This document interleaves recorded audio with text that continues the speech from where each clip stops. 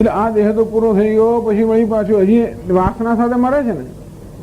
મૃત્યુ વખતે વળી પાછી અનેક પ્રકારની ઉપભોગની વાસનાઓ હોય એનાનો બીજો દેહ પ્રાપ્ત કરે. અને ભોગની વાસના જન્મ્યો માટે ભોગની વાસના જ તીવ્ર બનતી જાય. વળી પાછા અનેક પ્રકારના કર્મ કરે, અનેક પ્રકારના વિષયોના સુખને ભોગવે, એમ કરતા કરતા પેલો દેહમાં પૂરો કરે. અન્યમાત્માન ઉપાદત્તે નવમ તમ છે એવમ હત્વા. એ નવો દેહ પ્રાપ્ત થયો એને પણ આ રીતે સુખના ઉપભોગમાં વેડફી નાખે. તમ અપી હત્વા અન્યમ, એને એનો વળી પાછું એનો હનન કરીને બીજા. એટલે એવું નથી કહેવાનું મારી જાતને મારી નાખું છું, પરંતુ એનો દુરુપયોગ કરે ને. આનું નામ પ્રમાદ છે. જે કરવું જોઈએ ન કરવાના બદલે ઉલટી સુલટી વસ્તુ કર્યા કરે. પ્રમાદ હોય મૃત્યુમહમ બ્રવીમી. અંતો દેહનો ઉપયોગ મોક્ષ માટે કરવાના બદલે માત્ર વિષયના સુખમાં કરવામાં આવે એ પણ દેહનો એક ઘાત છે. અને કમનસીબે જે પ્રકારના સંસ્કાર પડ્યા એ સંસ્કાર લઈને વળી જન્મે અને વળી એ દેહનો બીજા દેહનો એ પ્રકારનો જ ઉપયોગ કરે. એવમ ઉપાત્મ આત્માનમ હંતે. આમ નવા નવા દેહ ગ્રહણ કર્યા કરે અને પ્રત્યેક દેહનો આ રીતે વેડફી નાખે, દુરુપયોગ કરે. અને આ રીતે અનાત્મ રૂપી એટલે દેહરૂપી આત્મા છે એનો પણ દુરુપયોગ અને સચ્ચિદાનંદ આત્મા છે એનો તિરસ્કાર. આ બંને રીતે આત્માની હિંસા થઈ રહી છે. આત્મા સર્વોજ્ઞ કે છે અહીંયા શંકરાચાર્ય મહારાજ. સર્વોજ્ઞ બધા અજ્ઞાની પુરુષા રીતે આત્માની હિંસા કરવાના છે. અસૂર્યાના મતે લોકા કિમ તેન કૃતમ પાપમ ચોરેણ આત્મા અપહારેણ યોન્યથા સંતમાત્માનમ અન્યથા પ્રતિપદ્યતે. આત્મા જે સચ્ચિદાનંદ સ્વરૂપ છે એને એ પ્રકાર એમને જાણીને એને અલ્પ, દુઃખી, દીન, હીન એમ કરીને તિરસ્કાર થાય છે. એ કોઈક છે ને બિચારો, ધારો કોઈ માણસ હોય, કોઈ નિષ્કલંક માણસ હોય, એને પર કલંકનો આરોપ કરો એ પણ એની હિંસા જ છે. એક રીતે તેમ આત્મા નિષ્કલંક છે, એકદમ નિત્ય શુદ્ધ છે અને એના પર આપણે આરોપ કર્યા જ કરે છે.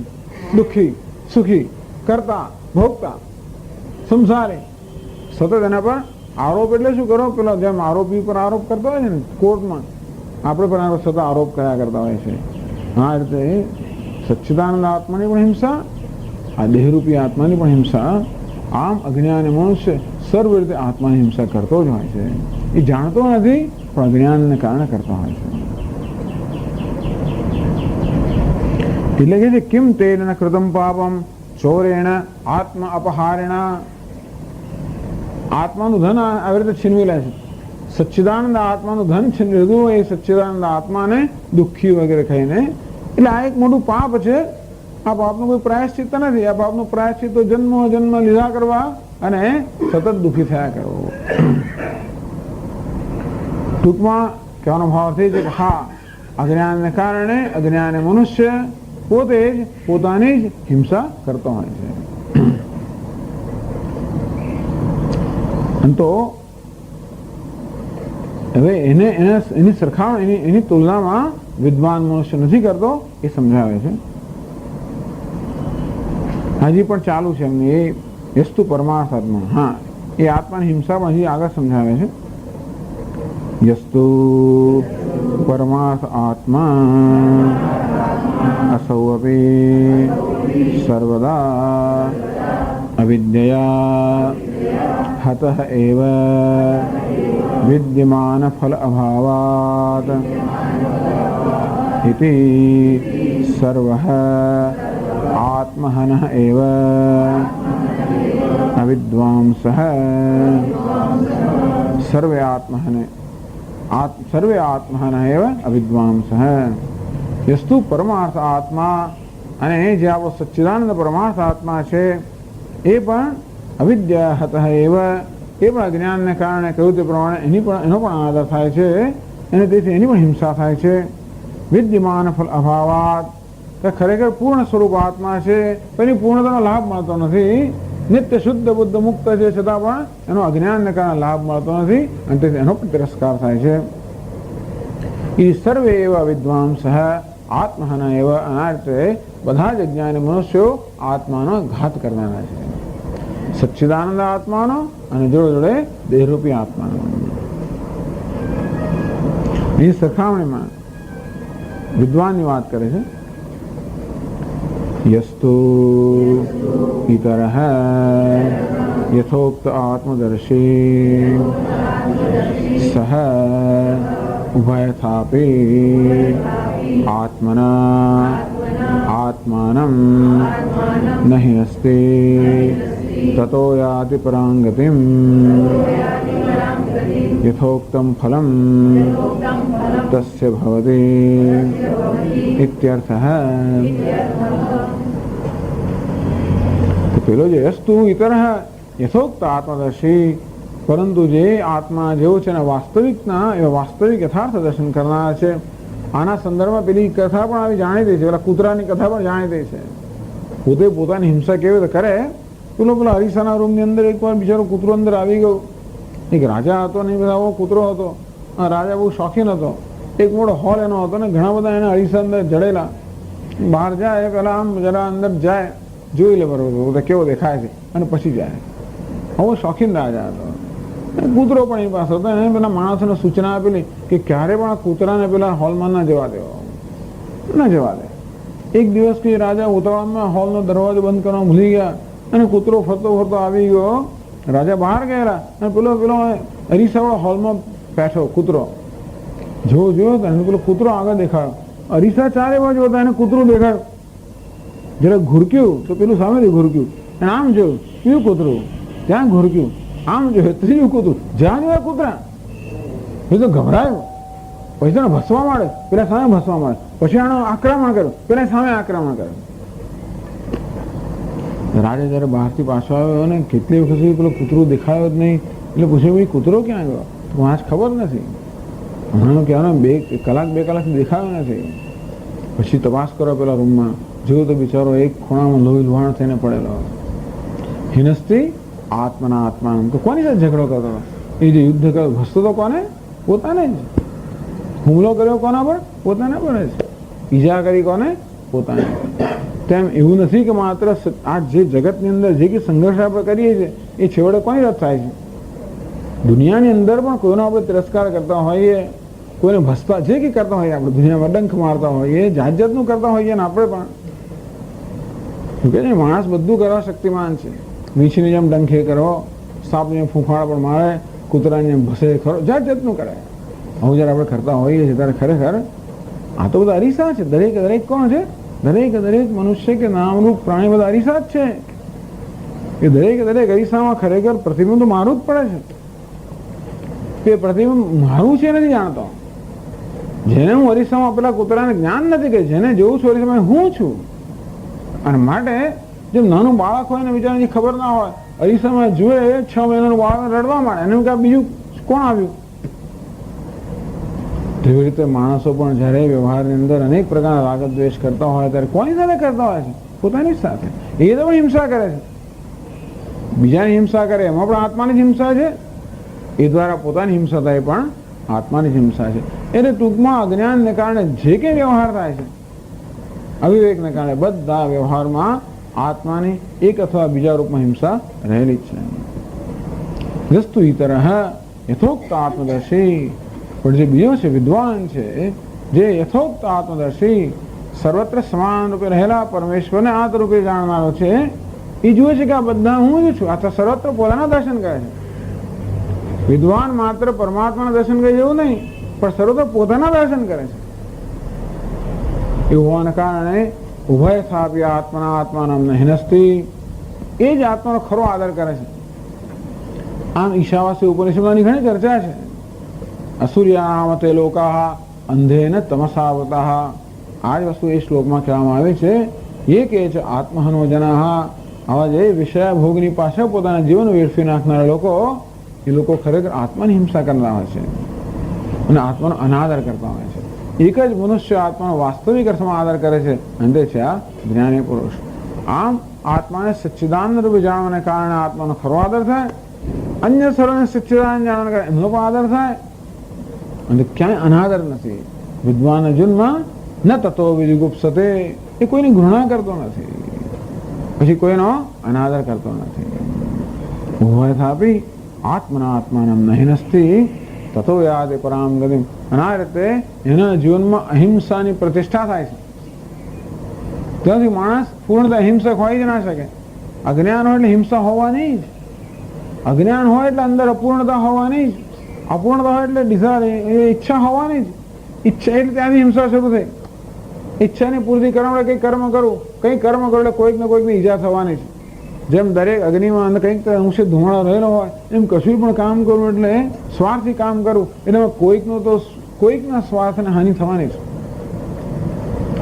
મારી ઈચ્છા, મારો સ્વાર્થ પૂરો કરવા માટે ગમે તેવું કર્મ કરો તો પણ કોઈક ને કોઈક રીતે કોઈકને નુકસાન થવાનું, કોઈકના ભોગે જ મારો સ્વાર્થ પૂરો થાય. અંતે હિંસા તો રહેલી જ છે. આપણે ધર્મનું આચરણ કરીને હિંસાને આપણે ઓછી કરીએ બરાબર છે, પણ મુખ્ય અર્થમાં હિંસક એક જ હોય અને એ છે આ જ્ઞાની પુરુષ. તતો યાતિ પરામ ગતિમ. એટલે યોગ શાસ્ત્રમાં સૌથી પહેલું મૂલ્ય છે અહિંસા અને સૌથી છેલ્લું મૂલ્ય છે એ પણ અહિંસા. અહિંસા પહેલા વ્યવહારનો વિષય છે મૂલ્ય રૂપે, અને પછી પુરુષ પ્રકૃતિનો વિવેક હતા એટલે અહિંસાની પરમનિષ્ઠા. તતો યાતિ પરામ ગતિમ યથોક્તમ ફલમ તસ્ય ભવતિ ઇત્યર્થ. અને આ રીતે એ મોક્ષ રૂપી ગતિને પ્રાપ્ત કરે છે. આનું નામ જ મોક્ષ. આત્મહનન અભાવાદ અવિદ્યા તત્કાર્ય નિવૃત્તિ લક્ષણા મુક્તિમ અધિગચ્છતિ. અવિદ્યા એમાંથી ઉત્પન્ન થયેલા બધા જે ગ્રંથિઓ એ સર્વ મુક્તિ પ્રાપ્ત કરે છે. ઓકે. ઓમ પૂર્ણમદ પૂર્ણમિદં પૂર્ણાત પૂર્ણમુદચ્યતે પૂર્ણસ્ય પૂર્ણમાદાય પૂર્ણમેવાવશિષ્યતે. ઓમ શાંતિ શાંતિ શાંતિ. શંકરં શંકરાચાર્યં કેશવં બાદરાયણં સૂત્રભાષ્યકૃતૌ વંદે ભગવन्तौ પુનઃ પુનઃ. ઈશ્વરો ગુરુરાત્મેતિ મૂર્તિભેદવિભાગિને વ્યોમવદ્વ્યાપ્તદેહાય દક્ષિણામૂર્તયે નમઃ. ઓમ શાંતિ શાંતિ શાંતિ. હરિ ઓમ. શ્રી ગુરુભ્યો નમઃ. હરિ ઓમ.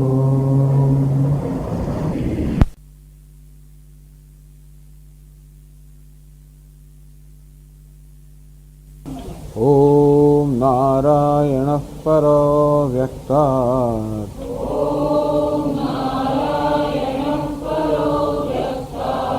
અંડમવ્યક્તસંભવम् અંડસ્યાन्तસ્ત્વિમે લોકાઃ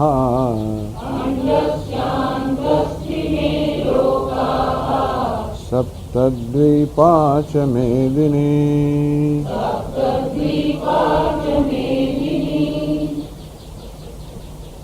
સમં સર્વેષુ ભૂતેષુ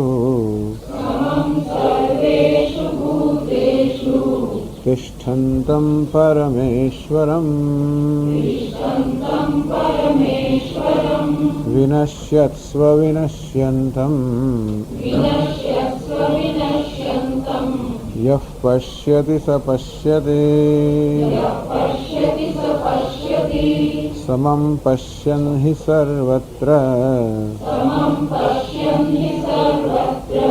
સમવસ્થિતમીશ્વરં ન હિ નસ્ત્યાત્મનાત્માનં તતો યાતિ પરાં ગતિમ.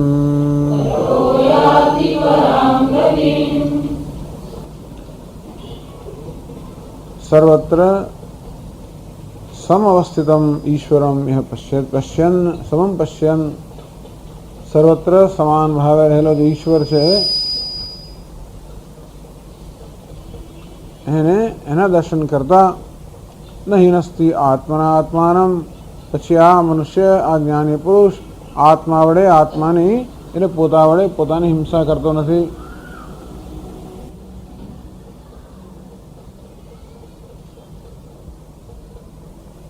એકાત્મદર્શિત્વાત, આત્મા જે સર્વત્ર છે, આત્મા જે સર્વનો આત્મા છે, એક અદ્વિતીય એ આત્માના દર્શન કરવાને કારણે આ જ્ઞાની પુરુષ બધી હિંસામાંથી મુક્ત થઈ ગયો. એનો અર્થ એ થયો કે જ્યાં સુધી આત્માના એકત્વના એક જ આત્માના એટલે એક હુંના જ સર્વત્ર દર્શન જ્યાં સુધી ન થાય ત્યાં સુધી હિંસા થવાની છે. એટલે વ્યવહારની અંદર પણ જ્યાં સુધી કોઈક માટે અન્ય હોય ત્યાં સુધી વ્યવહારમાં કોઈને કોઈ પ્રકારની સૂક્ષ્મ હિંસા પણ રહેલી હોય છે. કે હું એક છું અને એ વ્યક્તિ બીજી છે, આવું જુદાપણું હોય ત્યારે કંઈક પ્રકારની બહુ સૂક્ષ્મ રૂપમાં પણ હિંસા રહેલી હોય. ક્યાંક એ દ્વૈત એ જ બધા હિંસાનો દ્વૈતને કારણે જ આત્માનો તિરસ્કાર થાય. આત્મા જે અમર્યાદિત છે, અનંત છે અને અંતવત માનવો. યોન્યથા સંતમ આત્માનમ અન્યથા પ્રતિપદ્યતે. આત્મા અનંત છે, અદ્વિતીય છે, એને અંતવાત માનવો, એને મર્યાદિત માનવો એ જ એની હિંસા છે. ટૂંકમાં એ દ્રષ્ટિથી જ આત્માને અલ્પ માનવાને કારણે જ બધી હિંસાનો પ્રારંભ થાય છે. એ દ્રષ્ટિમાં જ બધી હિંસાનું મૂળ રહેલું છે. અને એટલે ક્યાં તો પ્રગટ કે અપ્રગટ રીતે હિંસા રહેલી જ હોય. જ્યાં દ્વૈત ભાવ હોય, જ્યાં ભેદભાવ હોય. અતેથી હા એ ખરું, જેટલા અંશે આપણે ભેદભાવને મુક્ત થઈએ એટલા અંશે હિંસામાંથી મુક્ત થઈએ.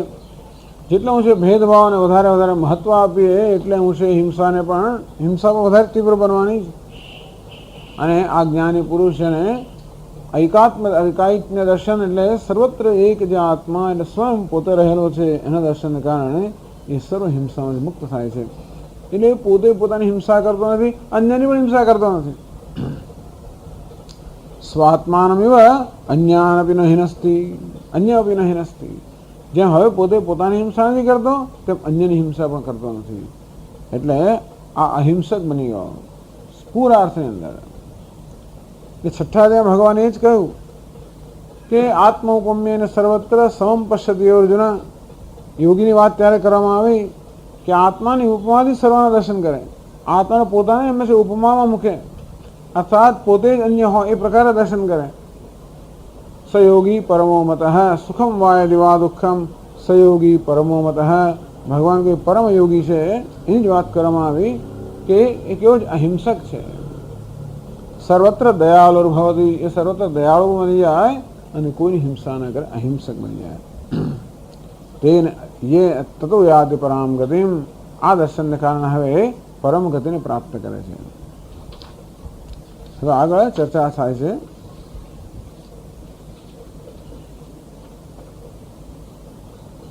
246 પાન 346 પાન પર પ્રારંભ થઈ.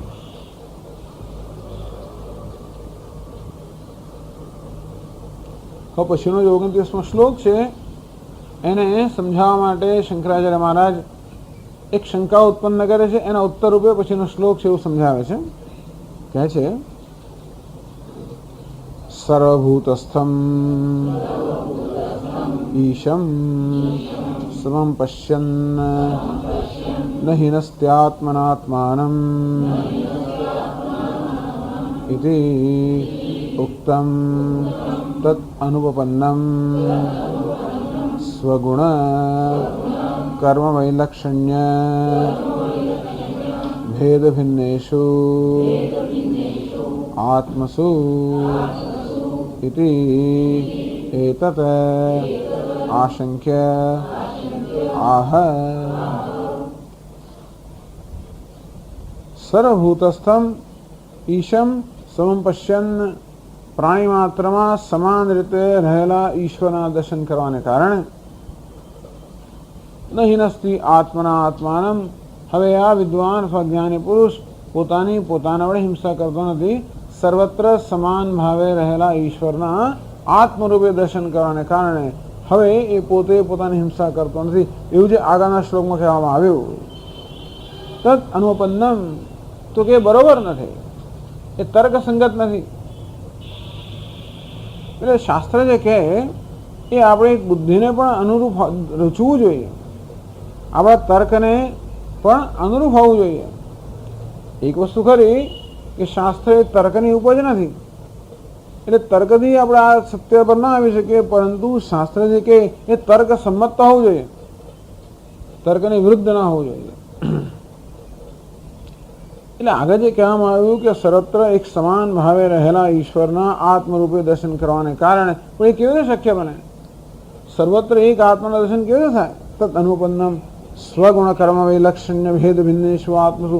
આપણે જોઈએ છીએ કે બધા આત્મા ભિન્ન ભિન્ન છે, દરેક ભિન્ન છે. સ્વગુણ પોતાના ગુણ, સુખ દુઃખ મોહ, આ બધાને કારણે દરેક વ્યક્તિ દરેક આત્મા જુદો જુદો છે.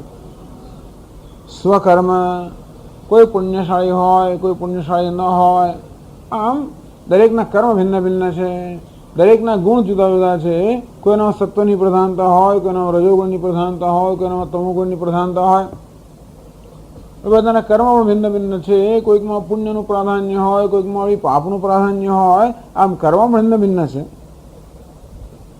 એને કારણે વૈલક્ષણ્યમ, આપણે જોઈએ છીએ કે બધા જ દરેક વ્યક્તિ એકબીજા કરતાં જુદી હોય છે, ક્યાંય સમાનતા છે જ નહીં. વૈલક્ષણ્ય ભેદ ભિન્નેષુ, આ વિલક્ષણતાને કારણે બધા આત્મા કેવા છે? અનેક છે બધા. ભેદ ભિન્નેષુ, આમ જ્યારે દરેક આત્મા એકબીજા કરતાં જુદો છે, ત્યારે પછી એ બધામાં સમાનતાના દર્શન કેમ કરી શકાય? જ્યારે દરેક આત્મા એકબીજા કરતાં જુદું જોઈએ છીએ આપણે, તો ભાઈ ભગવાન કેમ કહી શકે કે સર્વત્ર સમાનતાના સમાન ભાવ રહેલા ઈશ્વરના આત્મદેવના દર્શન કરવાથી? પણ સમાન ભાવ રહેલો હોય તો દર્શન કરીએ ને. જો આત્મદેવ સર્વત્ર સમાન ભાવ રહેલો હોય તો બરોબર છે, પણ અમારો તો અનુભવ છે કે બધી જગ્યાએ આત્મા ભિન્ન છે. દરેકનો સ્વભાવ જુદો છે, દરેકનું કર્મ જુદું છે, દરેકની બધા લક્ષણો જુદા છે. આમ બધા એકબીજા કરતા જુદા છે. અને તો પછી કેવી રીતે એક સમાન આત્માના દર્શન થાય? સમાન આત્મા હોય તો એના દર્શન થાય, પણ નથી તો કેમ દર્શન થાય? ઇતિ એતદાશંક્ય, આ પ્રકારની શંકા મનમાં ઉત્પન્ન થાય. આગળ કહેવામાં આવ્યું એના સંદર્ભમાં, અને તેથી 29મા શ્લોકમાં આ શંકાનો જાણે કે ભગવાન ઉત્તર આપે છે. કહે છે પ્રકૃત્યૈવ ચ કર્માણિ ક્રિયમાણાનિ સર્વશઃ યઃ પશ્યતિ તથાત્માનં અકર્તારં સ પશ્યતિ.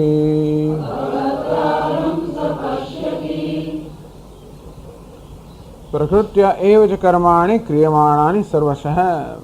ભગવાન કે કર્માણિ સર્વશઃ ક્રિયમાણાનિ, આ બધા જે કર્મ ભિન્ન છે, આ બધો જે વિષમતા છે, બધો જે પરસ્પર ભેદભાવ છે, વિલક્ષણતા છે, પ્રકૃત્યા એવ, એ પ્રકૃતિને કારણે છે, પુરુષને કારણે નથી, પ્રકૃતિને કારણે છે. એટલા માટે અહીં જે કર્મ કરે છે તો આ બધો ભેદભાવ કેમ ઉત્પન્ન થયો? બધાના કર્મ ભિન્ન હોવાને કારણે. એટલે કર્મની ભિન્નતાને કારણે બધાના વ્યક્તિત્વો પણ ભિન્ન છે.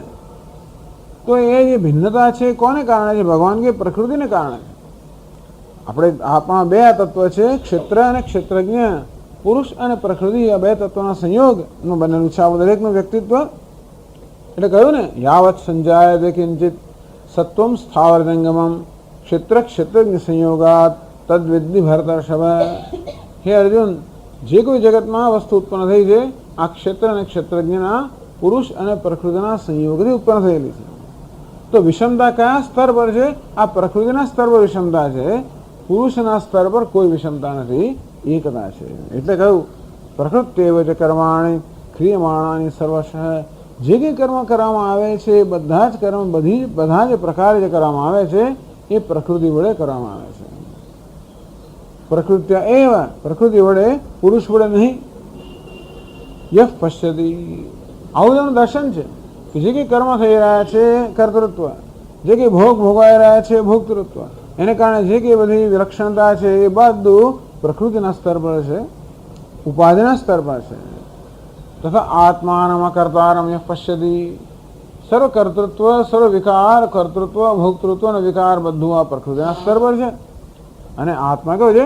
અકર્તા છે, અભોક્તા છે, નિર્વિકાર છે, અને માટે એક છે. યહ પશ્યતિ, આવું જેનું દર્શન છે, સહ પશ્યતિ, એનું જ દર્શન યથાર્થ દર્શન છે. ભાષ્યમાં સમજાવે છે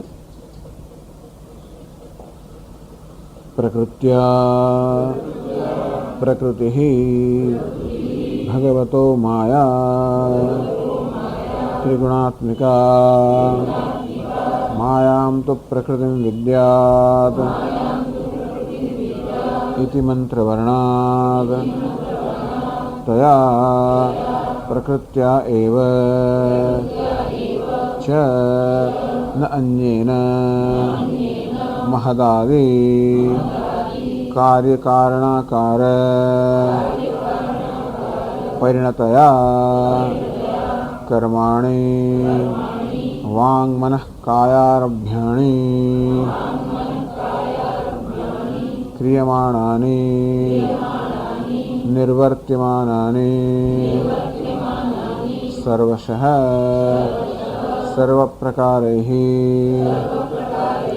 यः पश्यति उपलभते तथा आत्मानं क्षेत्रज्ञम् अकर्तारं सर्वोपाधिविवर्जितं पश्यति सः परमार्थदर्शी इत्यभिप्रायः।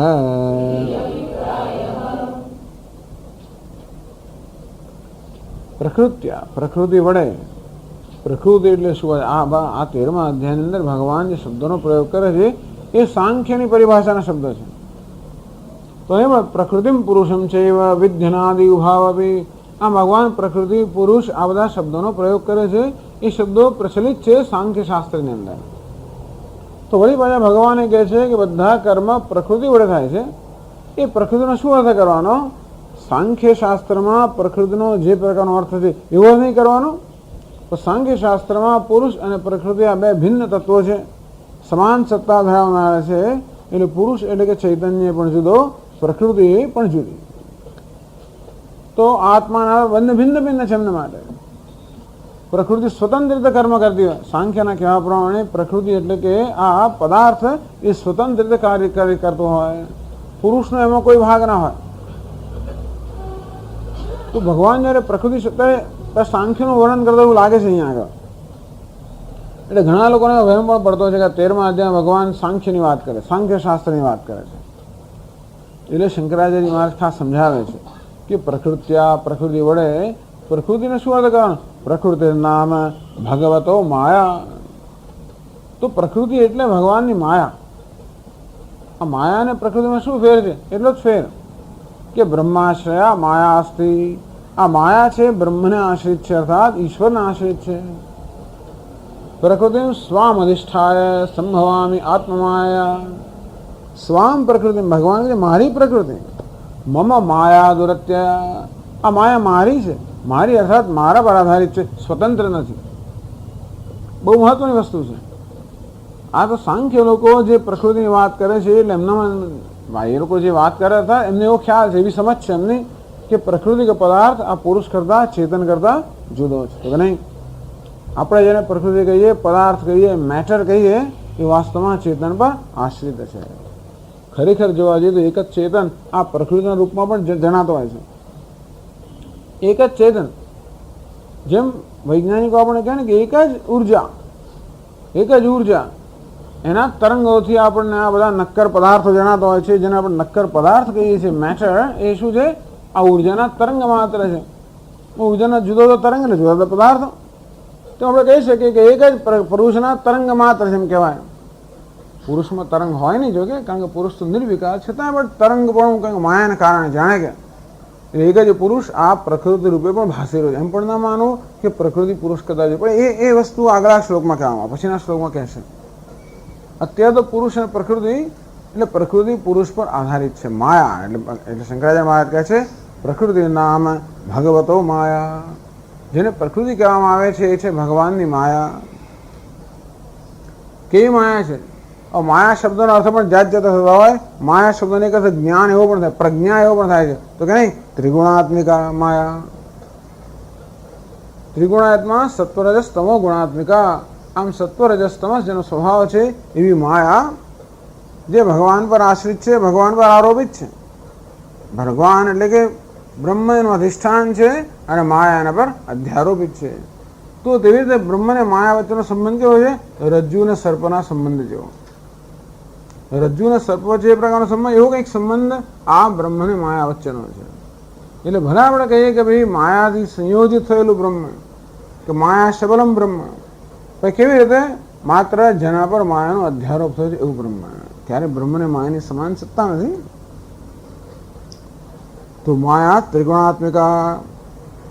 તો અહીંયા શંકરાચાર્ય મહારાજ શ્વેતાશ્વતર ઉપનિષદમાંથી કહે છે, માયા માટે પ્રમાણ કહે છે, માયામ તો પ્રકૃતિ વિદ્યાત માયનમ તો મહેશ્વરમ.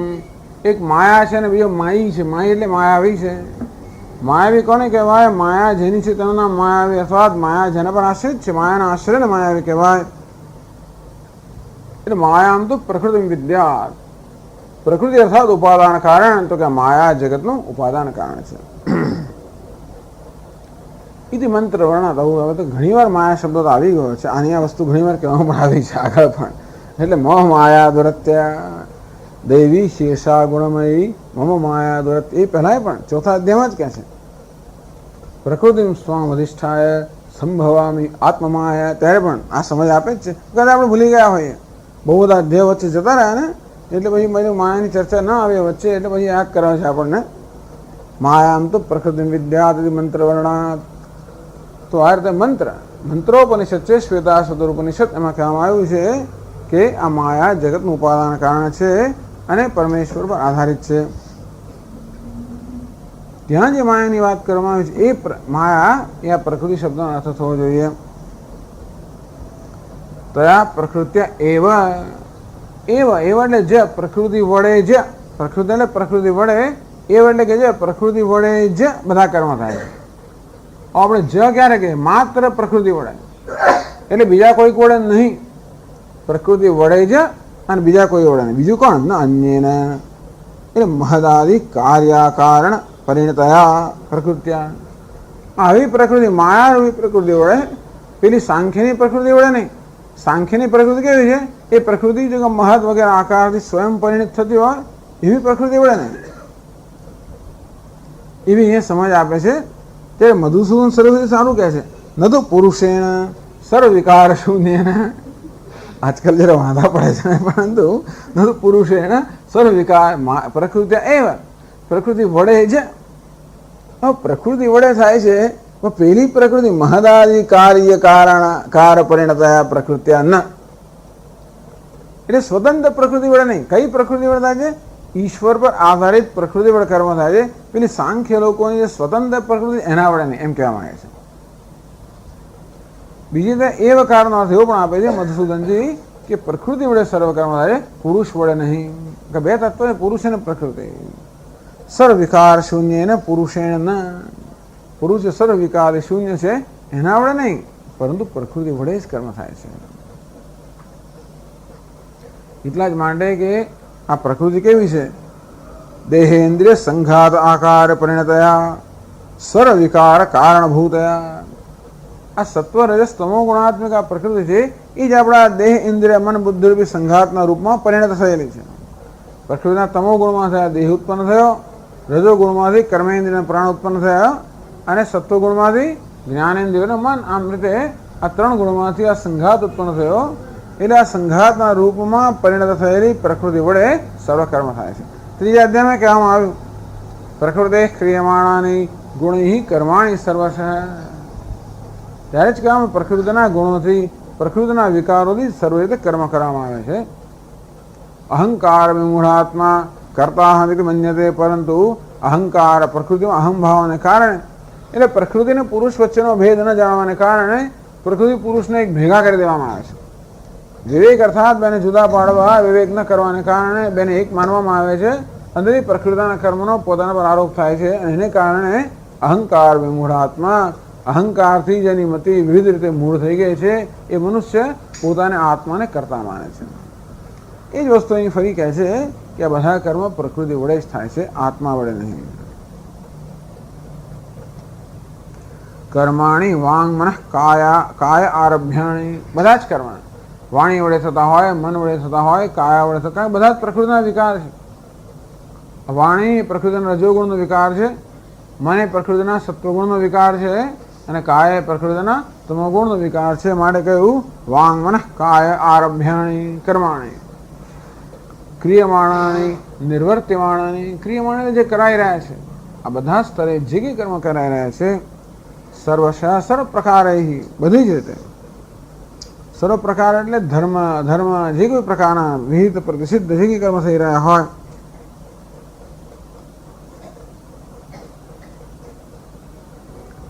તો યહ પશ્યતિ ઉપલભતે 14મા અધ્યાયમાં કહેવામાં આવશે નાન્યમ ગુણેભ્યઃ કર્તારમ યદા દ્રષ્ટાનુપશ્યતિ ગુણેભ્યસ્ય પરમ વેત્તિ મદભાવમ સોધિગચ્છતિ. 14મા અધ્યાયમાં કહે છે નાન્યમ ગુણેભ્યઃ કર્તારમ.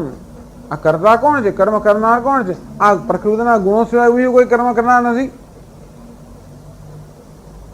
અને ગુણેભ્યસ્ય પરમ વેત્તિ. આત્મા કોણ છે? આ બધા ગુણથી પર છે, બધા ગુણોનો સાક્ષી છે.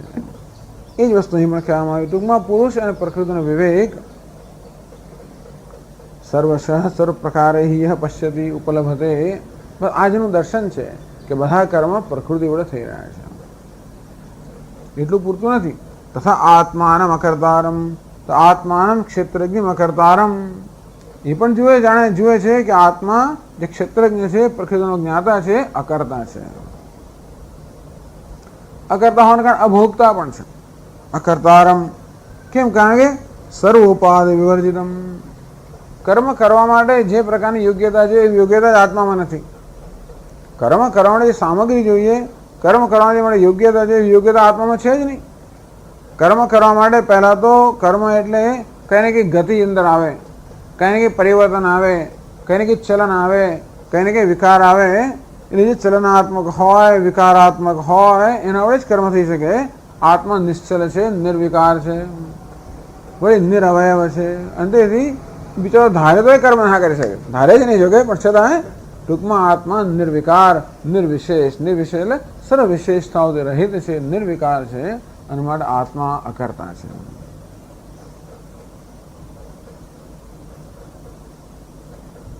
સર્વ ઉપાધિ વર્જિતમ. એટલા માટે કહેવાય ઉપાધિ વડે સર્વ કર્મ થાય છે. આત્મા કેવું છે? સર્વ ઉપાધિથી વિવર્જિત. યહ પશ્યતિ સહ પશ્યતિ.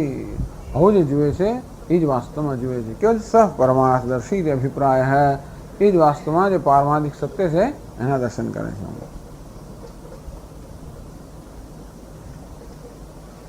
યહ પશ્યતિ સર્વત્ર સમમ પશ્યતિ. આગળ કહેવામાં આવે ને આ જે આત્મા છે જે પ્રકૃતિ કરતા ભિન્ન છે, નિર્વિકાર છે, નિર્વિશેષ છે, એ બધે સમાન છે. એટલે આગળ કહેવામાં આવ્યું કે આ બધા વિષમતાઓ છે કે નહીં, આત્મા તો આવો છે અને આ આત્મા નિર્વિશેષ છે, એ સર્વત્ર સમાન છે. એટલે આ આગળ કહેવામાં આવ્યું શરૂઆતમાં કે આ શ્લોક કયા પ્રશ્નનો ઉત્તર છે કે બધે જ્યારે વિષમતા હોય ત્યારે સમાન આત્માના દર્શન કેવી રીતે થાય, એનો ઉત્તર ભગવાન આ શ્લોકમાં આપ્યો. હજી કઈ રીતે આપ્યો સમજ નથી પડી આપણને. ટૂંકમાં એમણે ભગવાને તો આટલું કહ્યું કે પ્રકૃતિ વડે સર્વકર્મ થાય છે, આત્મા વડે નહીં. એમાં આ ક્યાંથી આવે? એટલે શંકરાચાર્ય આગળ છેલ્લે વાક્યમાં કહે છે નિર્ગુણસ્ય અકર્તુઃ નિર્વિશેષસ્ય આકાશસ્ય ઇવ ભેદે પ્રમાણ અનુપત્તિઃ ઇત્યર્થઃ. નિર્ગુણસ્ય અકર્તુઃ નિર્વિશેષસ્ય. આત્મા નિર્ગુણ છે, પ્રકૃતિ કેવી છે? ગુણાત્મિકા છે. સત્વ રજસ તમો ગુણાત્મિકા પ્રકૃતિ. આત્મા કેવો છે? નિર્ગુણ છે. અકર્તુઃ પ્રકૃતિ કેવી છે? કર્ત્રી, સર્વ કર્મ કરનાર છે. કર્તૃત્વ ભોક્તૃત્વ પ્રકૃતિમાં છે. આત્મા કેવો છે? અકર્તા અભોક્તા. નિર્વિશેષસ્ય. આ બધી વિશેષતાઓ ધરાવનાર કોણ છે? પ્રકૃતિ. એટલે બધી વિષમતાઓમાં કયા સ્તર પર છે? પ્રકૃતિના સ્તર પર. બધો ભેદભાવ કયા સ્તર પર છે? પ્રકૃતિના સ્તર પર. આ રીતે પુરુષ અને પ્રકૃતિનો વિવેક જે કરે છે કે સર્વ ગુણ પ્રકૃતિમાં છે, આત્મા એ ક્ષેત્રજ્ઞ છે, પ્રકૃતિનો જે સાક્ષી છે એ નિર્ગુણ છે. સર્વ કર્તૃત્વ ભોક્તૃત્વ પ્રકૃતિમાં છે, આત્મા અકર્તા અભોક્તા છે. સર્વ વિશેષતાઓ વિષમતાઓ પ્રકૃતિમાં છે, આત્મા નિર્વિશેષ છે, સમ છે. તો આવો જ આત્મા છે તસ્ય ભેદે પ્રમાણ અનુપત્તિ. આવા આત્મા અનેક છે, કોઈ સિદ્ધ ના કહી શકે. અનેકતા ક્યારે હોય છે કે કોઈ વિશેષતા હોય તો જ અનેકતા હોઈ શકે. તો મારો આત્મા જે નિર્ગુણ છે, નિર્વિશેષ છે, તે તમારો આત્મા પણ નિર્ગુણ નિર્વિશેષ છે. એ દરેકનો આત્મા નિર્ગુણ નિર્વિશેષ કોઈ પ્રકારની વિશેષતા વગરનો હોય તો પછી એની મર્યાદા ક્યાં? આત્મા જે છે એ આત્માની સીમા રેખા ક્યાં? આત્મા ક્યાં પૂરો થયો અને અનાત્મા ક્યાં શરૂ થાય? એને આકાર હોય તો એમ કહે છે કે આત્મા દેહ પૂરતો મર્યાદિત છે. એવું કોઈ વિશેષતા હોય એમ કે મારો આત્મા સારો છે તમારો આત્મા સારો નથી એવું કહેવાય કદાચ. એનામાં કંઈ કર્મ કરવા તો કંઈ હું મોટા કર્મ કરું તમે નાના કર્મ કરો એવું કહેવાય. પણ જ્યારે કોઈ પ્રકારની વિશેષતા ના હોય, કોઈ પ્રકારના ગુણ ના હોય, કોઈ પ્રકારનો આકાર ના હોય, કોઈ પ્રકાર, તો પછી એ આત્માની મર્યાદા કઈ? આત્માની કોઈ મર્યાદા હોય જ ના શકે ને. એને કોઈ વસ્તુ ક્યારે મર્યાદિત હોય? કોઈક ને કોઈક રીતે વિશેષ એનામાં હોય ત્યારે જ. કોઈને કોઈ પ્રકારની ગુણ ધરાવતી હોય તો બીજા એવા ગુણ ન ધરાવનારી એનાથી જુદું પડે. કોઈક લાલ ગુણ ધરાવતું આવું કેસરી કપડું હોય તો બીજા કપડા જુદું પડે કે એમાં એક પ્રકારનો ગુણ છે, પેલા બીજા પ્રકારનો ગુણ છે. પણ જે ગુણ ધરાવનારું જ ના હોય, જેનો કોઈ આકાર જ ના હોય, જેનો કોઈ વિશેષતા જ ના હોય, એની કોઈ મર્યાદા પણ ન હોય, સીમા રેખા પણ ન હોય, માટે આત્મા કેવો છે? સર્વવ્યાપી છે, સર્વનો આત્મા છે. એક જ વીજળી જેવી રીતે અનેક બધા બલ્બ દ્વારા પ્રગટ થતી હોય તો એક જ આત્મા, એક જ પુરુષ આ બધી પ્રકૃતિ દ્વારા પ્રગટ થતો હોય. એક જ વીજળી બધા બલ્બને પ્રકાશિત કરે તેમ બધી ઉપાધિને ચેતનવાન બનાવનાર કોણ છે? એક જ આત્મા. એટલા માટે એકના દર્શન શક્ય છે, કારણ કે એક છે એમાં અનેકતા સિદ્ધ જ ના કરી શકાય.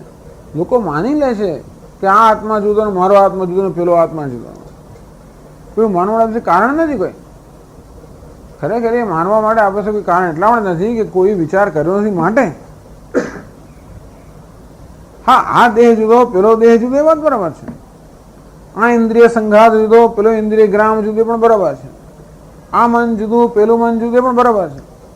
આ સ્વભાવ જુદો પેલો સ્વભાવ બધું બરાબર છે. પણ આ આત્મા જુદો પેલો આત્મા જુદો એવું કહેવા માટે આપણે કોઈ સાબિતી કે પુરાવો છે જ નહીં. માત્ર માની લીધેલું છે. અવિચાર સિદ્ધ સંસાર હે. આ સંસાર કેવો છે? અવિચાર, વિચારના અભાવને કારણે સિદ્ધ થયેલો છે, કે પછી ખોટા વિચારને કારણે સિદ્ધ થયેલો છે. એટલા ખાસ કહેવામાં આવ્યું કે ખરેખર આત્માની અનેકતા માટે કોઈ પ્રમાણ નથી, કોઈ પુરાવો નથી. એ તો આપણે પેલા આત્માને જુદો જોયો હતો બરાબર. હું જોઉં છે, હું માની લીધું કે મને દેખાય છે આત્મા દેખાય છે. મને દેખાય તો અનાત્મા જ દેખાય છે. અર્થાત જે મારા જ્ઞાનનો વિષય બને એ ક્યારે આત્મા હોઈ જ ના શકે. મારા જ્ઞાનનો વિષય અનાત્મા જ છે. અનાત્મા અનેકતા છે, પણ અનાત્માને અનેકતા આપોઆપ જ આત્મા પર આરોપિત કરીને એવો આપણે ખ્યાલ ધરાવીએ છીએ કે આત્મા જુદો છે. એને કારણે ભેદભાવ છે, નહીં તો ભેદભાવ ના હોય. હું તો હિન્દુ મુસલમાન કે તોય પણ એ બધા પ્રકૃતિના સ્તર પર જ છે. બધી વિશેષતાઓ ક્યાં છે? સ્ત્રી હોય કે પુરુષ હોય, યુવાન હોય કે વૃદ્ધ હોય કે બાળક હોય, અને હિન્દુસ્તાની હોય કે વિદેશી હોય, હિન્દુ હોય કે મુસલમાન, ગમે તે હોય, આ બધી વિશેષતાઓ છે. કયા સ્તર પર છે? પ્રકૃતિના સ્તર પર. એનો આદર કરવો છે. એમ નથી કહેતા કે વિશેષતાઓ નથી, એમ નથી કહેતું વેદાંત. વિશેષતા છે, અનેકતા છે, વિવિધતા છે. અને વેદાંત શાસ્ત્ર એમ પણ કહે છે કે ભાઈ વ્યવહારના સ્તરે આ વિવિધતાનો આદર ભલે કરીએ આપણે. એટલે વિદ્યા વિને સંપન્ન બ્રાહ્મણ હોય, ગાય હોય, કૂતરો હોય, હાથી હોય, ચંડાળ હોય, આ બધામાં સમાન તત્વના દર્શન કરવા છતાં કદાચ શક્ય છે કે ભાઈ મહાપુરુષ આ બધાને જુદી રીતે કદાચ વ્યવહારની સાથે કરે. આમ ગાયને એક રીતે વ્યવહાર, ગાયને કદાચ પૂજા કે કૂતરાની પૂજા ના પણ કરે. અંદરથી ભલે કરતો હોય પણ બહારથી કૂતરાની એવી પૂજા ના કરે છે, ગાયની પૂજા કરતા હોય. બ્રાહ્મણની જે વાસના આવે એવું ચંડાળને ના પણ આપે. પણ છતાં પણ અંદરથી દ્રષ્ટિ એક જ છે. એટલે અંદરથી એનો જે પ્રેમ એ બધું એક જ છે. બહારનો વ્યવહારમાં જે પ્રકારની પ્રવર્તમાન રીતિ હોય એનો આદર કરે એ જુદી વાત છે. ઘણા લોકોને એ ગમતું નથી. તો ભગવાન રામચંદ્રજીની વાત કરતા કહે છે કે આ વેદાંતી લોકો તો એમ કહે છે પંડિતા સમદર્શિન નદુ સમવર્તિન. હંમેશા કે સમદર્શિન નદુ સમવર્તિન. સમદર્શિન અર્થાત સમાન સમનું દર્શન કરનારા, નદુ સમવર્તિના સમાન વર્તન કરનારા નહીં. એટલા માટે જ્ઞાની પુરુષ હોય જે સર્વત્ર સમાન પરમાત્માના દર્શન કરે એનો વ્યવહાર તો બધી જુદો હતો. તો કે નહીં એવું ના હોવું જોઈએ. એવું નહીં, રામચંદ્રજી એવું પણ ના કર્યું. સર્વત્ર સમવર્તી ને બધા સમાન વર્તન, બધાને ભેટે. પેલી ગુહા નિષાદ રાજ હોય એને પણ ભેટે, વિભીષણ હોય એને પણ ભેટે, હનુમાનજી હોય એને પણ ભેટે. તો રાવણ આવ્યો તો એને ભેટા હોત, પણ કહેવાનો ભાવ થાય છે કે સમવર્તીને. એ સમવર્તીને એટલે સર્વત્ર પ્રેમ સમાન છે. ભેટવું ના ભેટવું એ જુદી વાત છે, એ પણ બધાને ના ભેટે, છતાં પણ એ તો બહુ કન્ઝર્વેટિવ હતા, આમ ગમે તેને ભેટે નહીં, છતાં પણ મિત્રમાં બધાને અપનાવે, ટૂંકમાં બધાને સમાન રીતે અપનાવે. પરંતુ એમનો પ્રેમ સર્વત્ર સમાન હોય, એ તો હોય જ. સર્વત્ર દયાલુ ભવતી એટલે અહિંસક. જે હિંસા હોય તે હિંસા જ પ્રેમની વિરોધી છે. હિંસા ના હોય ત્યાં આપોઆપ જ દયા હોય, પ્રેમ હોય. અને એટલે આ એક બહુ ચિંતનનો વિષય છે કે આત્માની સીમા રેખા કઈ. આત્માને આત્મા એટલે હું સર્વનામથી જેનો નિર્દેશ કરે આત્મા. આ હુંની સીમા રેખા પણ કઈ. હુંમાં જ્યાં સુધી આપણે કોઈ પ્રકારની વિશેષતા ન ઉમેરીએ ત્યાં સુધી દરેક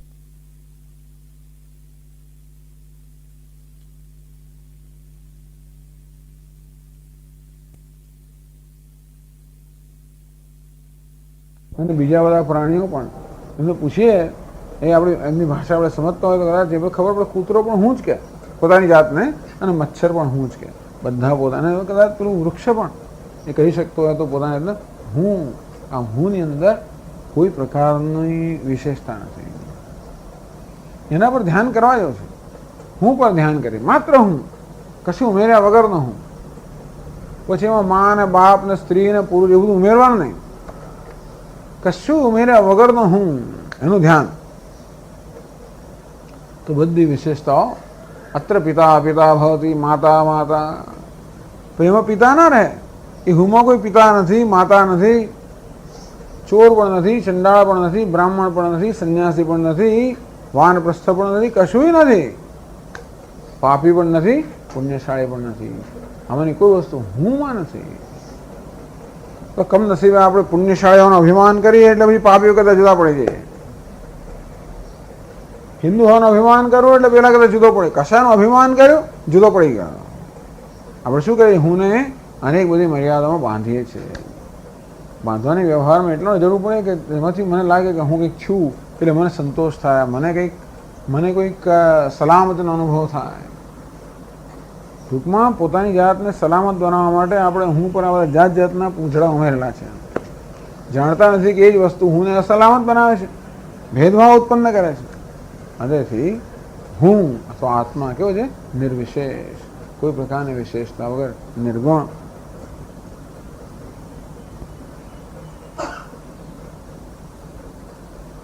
એટલે સ્વામીજી આપ એમ કહેવા માંગો છો કે પુરુષ જુદો અને પ્રકૃતિ જુદી? અત્યારે એવું થયું ને, કહેવામાં આવ્યું કે બધા કર્મ કોણ કરે છે? પ્રકૃતિ વડે સર્વ કર્મ થાય છે, પુરુષ કર્મ કરતો નથી. પ્રકૃતિ હે વિકારાણામ ચ સાંખ્યવત પુરુષાત અન્યત્વ પ્રસક્ત. તો સાંખ્ય લોકો આવું કહે છે સ્વામીજી. સાંખ્ય એમ કહે છે કે પ્રકૃતિમાં બધા વિકારો છે, પુરુષ નિર્વિકાર છે. તો આપ પણ કહો છો પ્રકૃતિમાં વિકાર છે, વિશેષતાઓ છે, વિષમતાઓ છે, અને પુરુષ નિર્વિકાર નિર્વિશેષ સમાન છે. તો પછી એમના કહેવામાં આપણા કહેવામાં તફાવત શું થયો? પુરુષ ને પ્રકૃતિ ભિન્ન છે એવું આપ કહેવા માંગો છો? તો કે ના, અત્યાર સુધી કહેવામાં આવ્યું પુરુષને પ્રકૃતિને જુદા જુદા પાડ્યા જાણે કે એટલા માટે કે બંને વચ્ચે વિવેક થાય. તો પછી તો કે ના, બે ખરેખર જુદા નથી. ક્ષેત્ર ભેદ દર્શનમ અભ્યનુજ્ઞાય ક્ષેત્રજ્ઞમ અભેદ દર્શનમ અપાકૃતમ ક્ષેત્રજ્ઞ ભેદ દર્શનમ અપાકૃતમ. આગળના શ્લોકમાં કહેવામાં ભેદ ક્યાં છે? ક્ષેત્રમાં છે, ક્ષેત્રજ્ઞમાં નથી. ક્ષેત્ર એટલે પ્રકૃતિ, ક્ષેત્રજ્ઞ એટલે પુરુષ. તો આગળના શ્લોકમાં કહેવામાં આવ્યું કે ક્ષેત્રમાં ભેદ છે, ક્ષેત્રજ્ઞમાં નથી. હવે 30મા શ્લોકમાં ભગવાન કહે છે કે નહીં નહીં, ક્ષેત્રમાં પણ ભેદ નથી. એ કહે છે, શંકરાચાર્ય કહે છે પુનરપી તદેવ सम्यक दर्शनम शब्दांतरेण प्रपंचयति पुनरपि वळी तदेव सम्यक दर्शनम एज सम्यक दर्शन एज यथार्थ दर्शन शब्दांतरेण बीजा शब्दों में वस्तु एक ने एक ज छे शब्दों जुदा छे शब्दांतरेण प्रपंचयति भगवान बीजा शब्दों में एज सम्यक दर्शन नो यथार्थ दर्शन नो वळी पाछो विस्तार करे छे यदायति 30 श्लोक में कहे यदा भूत पृथक भावम एकस्थमनुपश्यति तत एव च विस्तारम् ब्रह्म संपद्यते तदा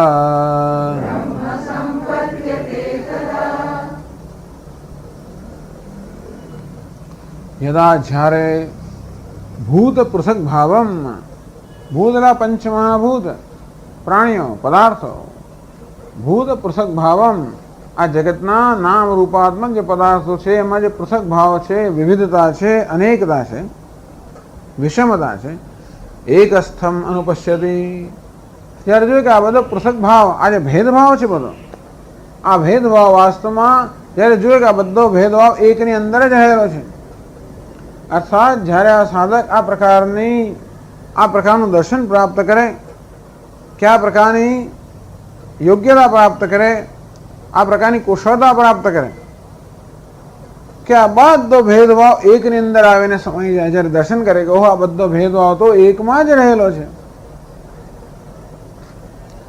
તત એવ ચ વિસ્તારમ પણ એ પણ જોઈએ કે એકમાંથી બધો ભેદભાવ ઉત્પન્ન થયેલો છે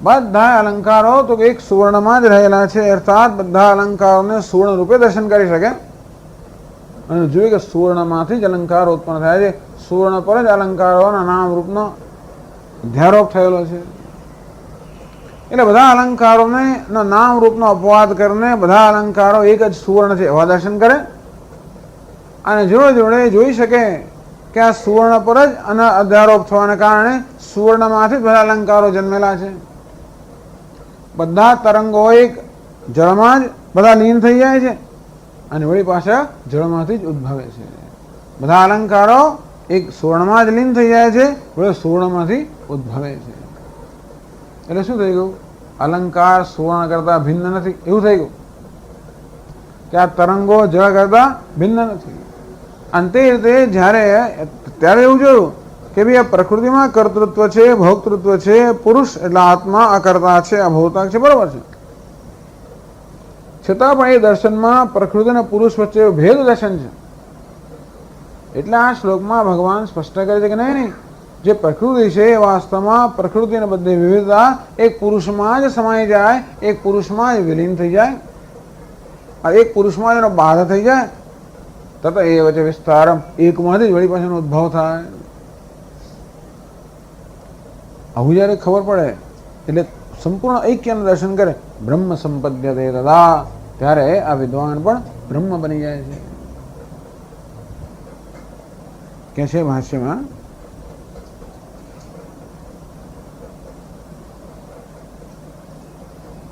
यदा यस्मिन् काले भूत पृथक भावं भूतानां पृथक भावं पृथक्त्वं एकस्मिन् आत्मनि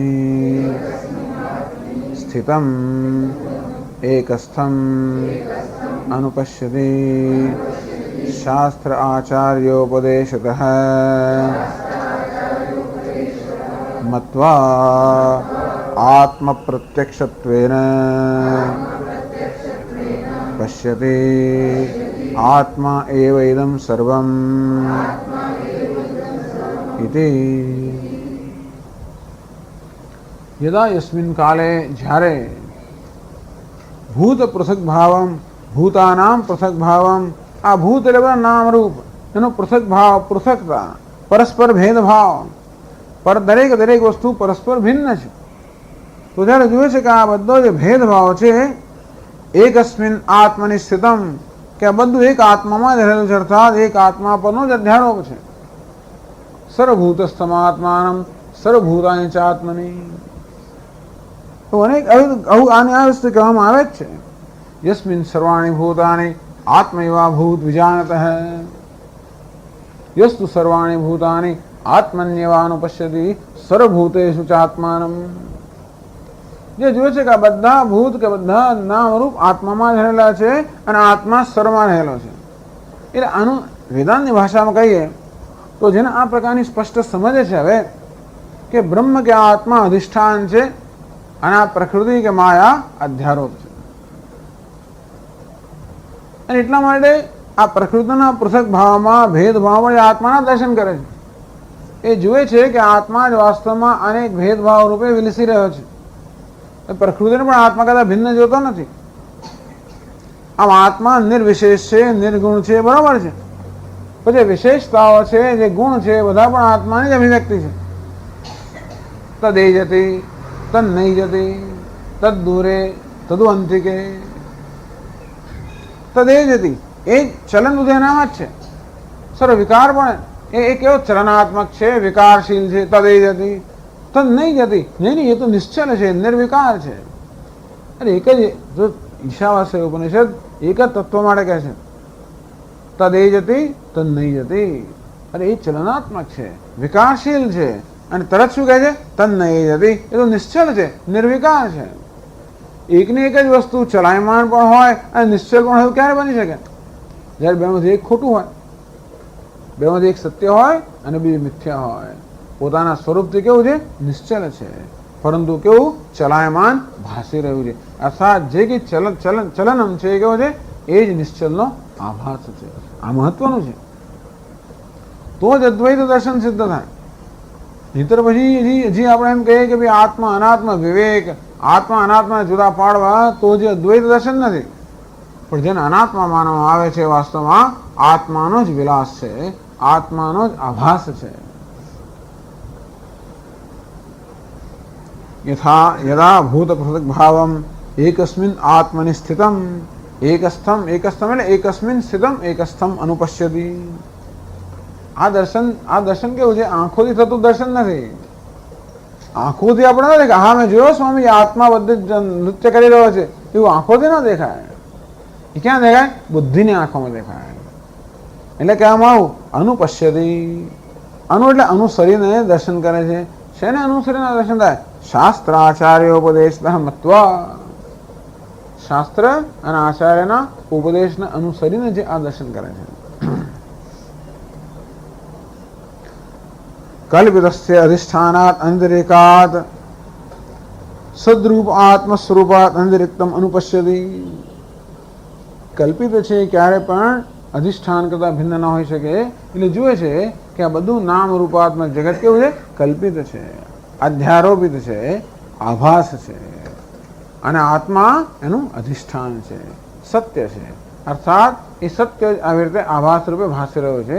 એક જ આત્મા અનેક રૂપે ભાષે. આ પણ જુએ, બુદ્ધિમાં દર્શન કરે. કેવી રીતે? અસ્થિભાદી પ્રિય, એક જ અસ્થિભાદી પ્રિય. આ સરળ નામ એવું આપણે અત્યારે કહીએ કે ભાઈ નામરૂપ અસ્થિભાદી પ્રિય, નામરૂપ એમાં અસ્થિભાદી પ્રિય બ્રહ્મ છે, નામરૂપ જગત છે. તો બરાબર, તો એ પાછા જગત જુદો બ્રહ્મ જ એવું થઈ ગયું? તો કે નહીં, એક જ અસ્થિભાદી પ્રિય એ નામરૂપ રૂપે ભાસી રહ્યું છે. એક જ અસ્થિ ભાતિ પ્રિય એ જ્યાં એનો જ આ વિલાસ એ સર્વ નામ રૂપાત્મક જગત છે. અર્થાત આ નામ રૂપાત્મક જગતનું જયારે દર્શન થાય ત્યારે પણ અસ્થિભાદી પ્રિયના દર્શન જે ચૂકતો નથી. આ નામ રૂપનું દર્શન થાય આપણે જ્ઞાનેન્દ્રિય ઇન્દ્રિયોથી થાય. અસ્થિભાદી પ્રિયનું દર્શન ક્યાં થાય? બુદ્ધિમાં થાય, આત્મતયા. અને ત્યારે જોયું કે ઓહો, આ બધી વિવિધતા વાસ્તવમાં એકમાં જ રહેલી છે. બધા અલંકાર ક્યારેય પણ જેમ સુવર્ણથી ભિન્ન ન હોઈ શકે તેમ બધી વિવિધતાઓ પણ ક્યારેય આ એક અસ્થિવાદી પ્રિયથી ભિન્ન નથી.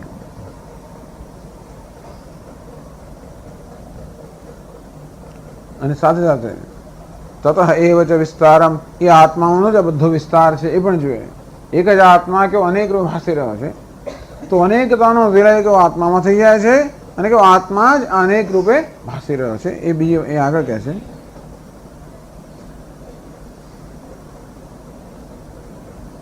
ततः एव च तस्मादेव च विस्तारम् उत्पत्तिं विकासम् आत्मतः प्राणः आत्मत आशा आत्मतः स्मरः आत्मत आकाशः आत्मतस्तेजः आत्मत आपः आत्मतः आविर्भावतिरोभावो आत्मतः भूः आत्मतः अन्नम् इत्येवमादि प्रकारैः विस्तारं यदा पश्यति ब्रह्म संपद्यते ब्रह्मैव भवति तदा तस्मिन् काले इत्यर्थः।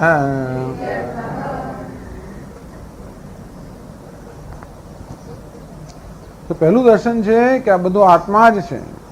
आत्मा एवेदम सर्वम सर्वम खलु इदम ब्रह्म देह नानास्ति किंचन। आ बधा नाना है तो विविध भावમાં વાસ્તવમાં વિવિધ ભાવ કેવો છે? મિથ્યા છે। એક બ્રહ્મ જ આ વૈવિધ્ય ભાસી રહ્યું છે અને અહમ બ્રહ્માસ્મિ એ બ્રહ્મ જે સર્વ અધિષ્ઠાન છે તે જ હું છું। આ પહેલું દર્શન થયું। પછી તતઃ એવ ચ વિસ્તારમ એ તતઃ આત્મના એ આત્મામાંથી આ બધો વિસ્તાર થયો છે। આત્મા જ આ રીતે વિસ્તરેલો છે। આત્મા જ આ નામ રૂપાત્મક જગત રૂપે વિસ્તરેલો છે। યતો વા ઇમાની ભૂતાની જાયંતે યેન જાતાની જીવંતિ। જેવી રીતે ઉપાદાન કારણમાંથી જે સુવર્ણમાંથી અનેક અલંકારો જેમ ઉત્પન્ન થયા હોય એ સુવર્ણ જેમ અલંકારો ઉત્પન્ન થયું હોય અલંકારો ભાસતું હોય અને તે રીતે આત્મા જગતનું ઉપાદાન કારણ છે। અર્થાત એ જ આત્મા અસ્થિ ભાતિ પ્રિય એ જ બધા નામ રૂપાત્મક જગત રૂપે વિસ્તરેલો છે।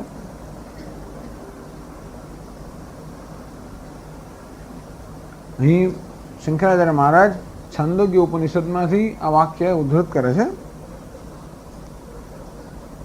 આત્મતઃ પ્રાણઃ આવું છાંદોગ્ય ઉપનિષદમાં કહ્યું છે। આત્મે વેદમ સર્વમ આત્મા જ સર્વ છે। અરે આત્મા સર્વ કેવી રીતે હોય? આ જગતમાં પ્રાણ છે અને અનેક બધી વસ્તુઓ છે, અનેક બધી મનની વૃત્તિઓ છે, ભૂહ ભૂહ સુહ અનેક બધા તત્વો છે। આ બધું તો એમ કેમ કહો કે આત્મા સર્વ છે? એટલે કે છે આત્મતઃ પ્રાણ। આ જે પ્રાણ છે हिरण्य गर्भ है अथवा अपना प्राण ए पण आत्मामांथी उत्पन्न थयो छे। आत्मतः पांचमी विभक्ति आत्मतः आशा। चलो आशा एटले ए बधी इच्छाओ अपेक्षाओ पण आत्मामांथी छे। आत्मतः स्मरः स्मर एटले पण इच्छा। तो स्मर एटले स्मृति कही शकाय कि स्मर एटले काम एम पण कही शकाय। आत्मतः आकाशः आकाश तत्व पण आत्मामांथी छे। आत्मतः तेजः अग्नि तत्व पण आकाशमांथी छे। आत्मतः आपः आ जल तत्व पण आकाशमांथी छे। आत्मतः आविर्भाव तिरोभाव आ देखावुं ने वળી पाछું न देखावुं आ બધું આત્મામાંથી છે। એટલે અંધકાર પ્રકાશ બધું આત્મામાંથી છે। આત્મતઃ ભૂઃ આ પૃથ્વીલોક છે પણ આત્મામાંથી છે। આત્મતઃ અન્નમ પૃથ્વીમાં અન્ન ઉત્પન્ન થયું એ પણ આત્મામાંથી છે। ઇતિ એવમ આ પ્રકારે એટલે બધી જગ્યાએ એક આત્માનો એક અસ્થિભાતિ પ્રિયનો એક વિરાસ છે। તો પછી આપણે જ્યારે જોઈએ ત્યારે વિલય પણ કરી શકીએ, જ્યારે જોઈએ ત્યારે ઉત્પત્તિ પણ કરી શકીએ। એટલે મંડુક્ય ઉપનિષદમાં કૈવલ્ય ઉપનિષદમાં પણ સમજાવવામાં આવ્યું મયि એવ સકલમ જાતમ મયि સર્વમ પ્રતિષ્ઠિતમ મયि સર્વમ લયમ યાદિ તદ બ્રહ્માસ્વયમસ્મ્યહમ। પેલો કહે છે કે મયि એવ સકલમ જાતમ મારામાંથી બધું જન્મ્યું। એટલે ત્યાં સરસ એ સમજાવ્યું। મંડુક્ય ઉપનિષદમાં પણ શંકરાચાર્ય મહારાજે સમજાવ્યું ओम इत्येत अक्षरमिदगुम सर्वम तस्योप व्याख्यानम। ओम जैसे अक्षर એટલે અવિનાશ એ જ આ સર્વ છે। અને એટલા માટે ઓમ એટલે સમગ્ર જગત એ પણ સમજાવ્યું। ઓમ કેવું અકાર ઉકાર મકાર અત્ર માત્રાનું બનેલું છે। જાગ્રત સ્વપ્ન સુષુપ્તિ સ્થૂળ સૂક્ષ્મ કારણ આમ સર્જન પાલન લય આમ જે જગત બનેલું છે એ ત્રણ માત્રામાં સમાઈ ગયું। એટલે પહેલા ઓમ એટલે સવિશેષ જગત કે સવિશેષ બ્રહ્મ આ જ પહેલા જોઈએ। અને પછી મનમાં આપણે ઓમ ઓમ ઓમ ધારો કે ઉચ્ચારણ કરતા હોઈએ ત્યારે ઓમ એટલે સમગ્ર જગત અકાર ઓકાર મકાર ભૂ ભુવઃ સ્વઃ જાગ્રત સ્વપ્ન સુષુપ્તિ આ જે સમગ્ર જગત છે બ્રહ્માંડ એટલે ઓમ ઓમ ઓમ ઓમ. ઓમની ઉત્પત્તિ શેમાં થઈ? બે ઓમ વચ્ચે, બે ઓમના ઉચ્ચારણ વચ્ચે શું છે તો કે એ જ ચૈતન્ય, એ જ શાંત સ્વરૂપ ચૈતન્ય બે ઓમના ઉચ્ચારણ વચ્ચે છે. એટલે જોઈએ કે ઓમની ઉત્પત્તિ, ઓમ પહેલા શું છે? એક જ ચૈતન્ય. ઓમની ઉત્પત્તિ થઈ ચૈતન્યમાંથી. ઓમના ઉચ્ચારણ અંતે પણ શું છે? એ જ શાંત સ્વરૂપ ચૈતન્ય, એનો લય પણ થયો એમાં. ઓમ એટલે સમગ્ર જગત, એનો થયો કે સમગ્ર જગતની ઉત્પત્તિ થઈ એક જ આત્મામાંથી, ચૈતન્યમાંથી, એનો લય પણ થયો એક જ ચૈતન્યમાં. એના માટે ઓમ છે ત્યારે પણ એ માત્ર ચૈતન્ય જ છે. પ્રથમ પહેલા પણ ચૈતન્ય, અંતમાં પણ ચૈતન્ય, મધ્યમાં પણ જેને ઓમ કહેવામાં આવે છે એ પહેલા ચૈતન્યનો જ અભિવ્યક્તિ છે. આ રીતે પણ આપણે જોઈ શકીએ કે સમગ્ર જગત ઓમ એટલે આ બધી વિવિધતા, આ વિવિધતાને એક પિંડીકૃત કરવામાં આવે. આ બધી વિવિધતાની ઉત્પત્તિ થાય છે આત્મામાંથી, એનો લય પણ આત્મામાંથી છે. આત્મા સમગ્ર જગતનું ઉપાદાન કારણ છે. આ દર્શન થયું. અસ્થિભારી ચૈતન્ય એટલે કે આત્મા જ એ સમગ્ર જગતનું ઉપાદાન કારણ છે. અને ઉપાદાન કારણ દર્શન સર્વત્ર થાય. સર્વત્ર ઘડાવા માટેનું દર્શન જેમ થાય તેમ સર્વત્ર જે અસ્થિભાતિ પ્રિય એના દર્શન કરે છે.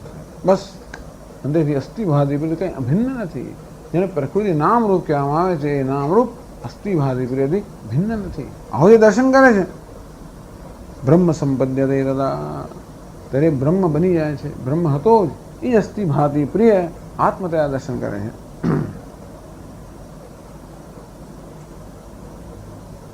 તદા તસ્મિન કાલે એટલે કહેવામાં આવ્યું કે નહીં ભાઈ આ નામ રૂપ પણ અસ્થિભાતિ પ્રિય કરતા ભિન્ન નથી. આ પ્રકૃતિ પણ પુરુષ કરતા ભિન્ન નથી. પુરુષે જ પ્રકૃતિ રૂપે પુરુષની અવસ્થા વિશેષ પ્રકૃતિ એમ કહેવાય. જેમ કે રજ્જુ સર્પ ભાસી રહ્યો હોય તેમ પુરુષ જ પ્રકૃતિ રૂપે ભાસી રહ્યો છે. અંતેથી એની દ્રષ્ટિમાં આત્મા સિવાય કંઈ જ નથી. એટલે હું આત્મા અને બીજું તો અનાત્મા એવું પણ નહીં. એક જ આત્મા, આત્મા એવ ઇદમ સર્વમ, જે કંઈ છે એ આત્મા જ છે.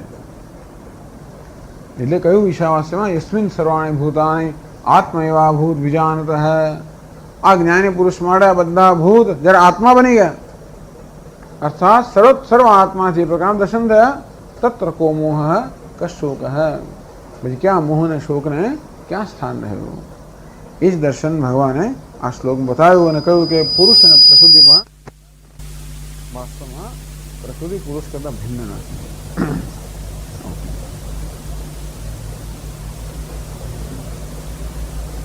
ઓમ પૂર્ણમદ પૂર્ણમિદમ પૂર્ણાત પૂર્ણમુદચ્યતે પૂર્ણસ્ય પૂર્ણમાદાય પૂર્ણમેવાવશિષ્યતે. ઓમ શાંતિ શાંતિ શાંતિ.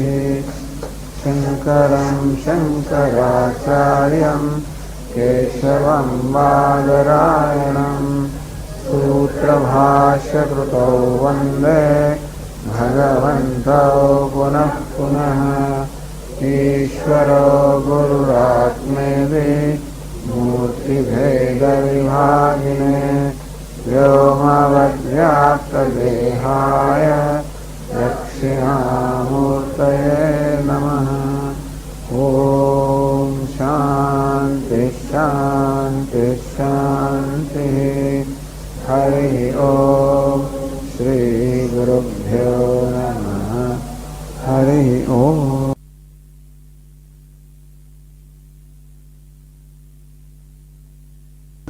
ઓમ નારાયણઃ પરો વ્યક્તાत्.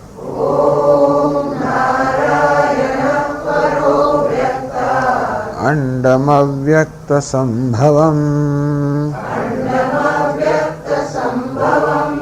અંડસ્યાन्तસ્ત્વિમે લોકાઃ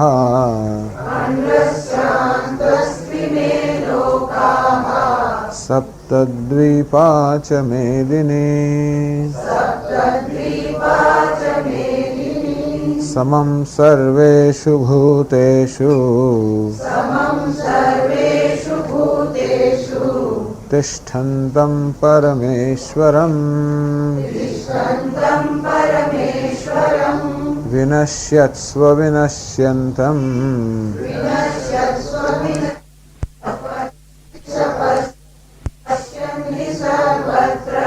समवस्थितमीश्वरम् न हि नस्त्यात्मनात्मानम् ततो याति पराङ्गतिम्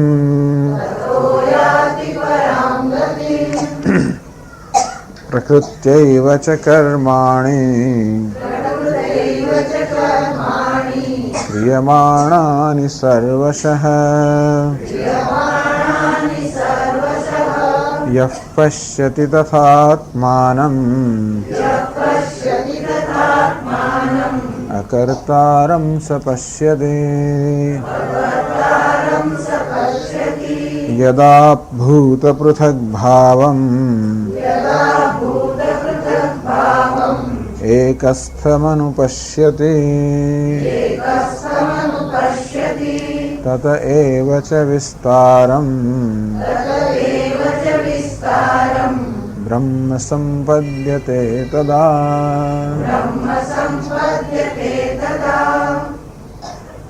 यदा भूत हमारे છે ને એક દિવાસળી નારી સાચી વાત છે, એક દિવાસળી સળી નાખી દે. Okay good.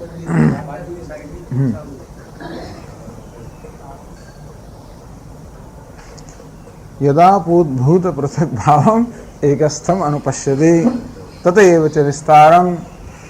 प्रश्न કરવામાં આવ્યો કે પ્રકૃતેવ ચ કર્માણિ ક્રિયમાણાનિ સર્વશઃ. બધા જ કર્મ પ્રકૃતિ વડે, પ્રકૃતિ અર્થાત પ્રકૃતિમાં જન્મેલા આ સંઘાત વડે, કાર્યકરણ સંઘાત વડે જો થઈ રહ્યા છે. તથા આત્માનમ અકર્તારમ પશ્યતિ.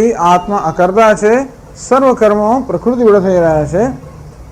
તો આ પ્રકારનું જે જ્ઞાન છે, તો પછી પ્રશ્ન થયો કે વાત બરોબર, આત્મા અકર્તા છે, કર્તૃત્વ ભોક્તૃત્વ બધા વિકારો પ્રકૃતિમાં છે. પ્રકૃતિમાં અર્થાત આપણા મન બુદ્ધિ ઇન્દ્રિયના બનેલા સંઘાતમાં.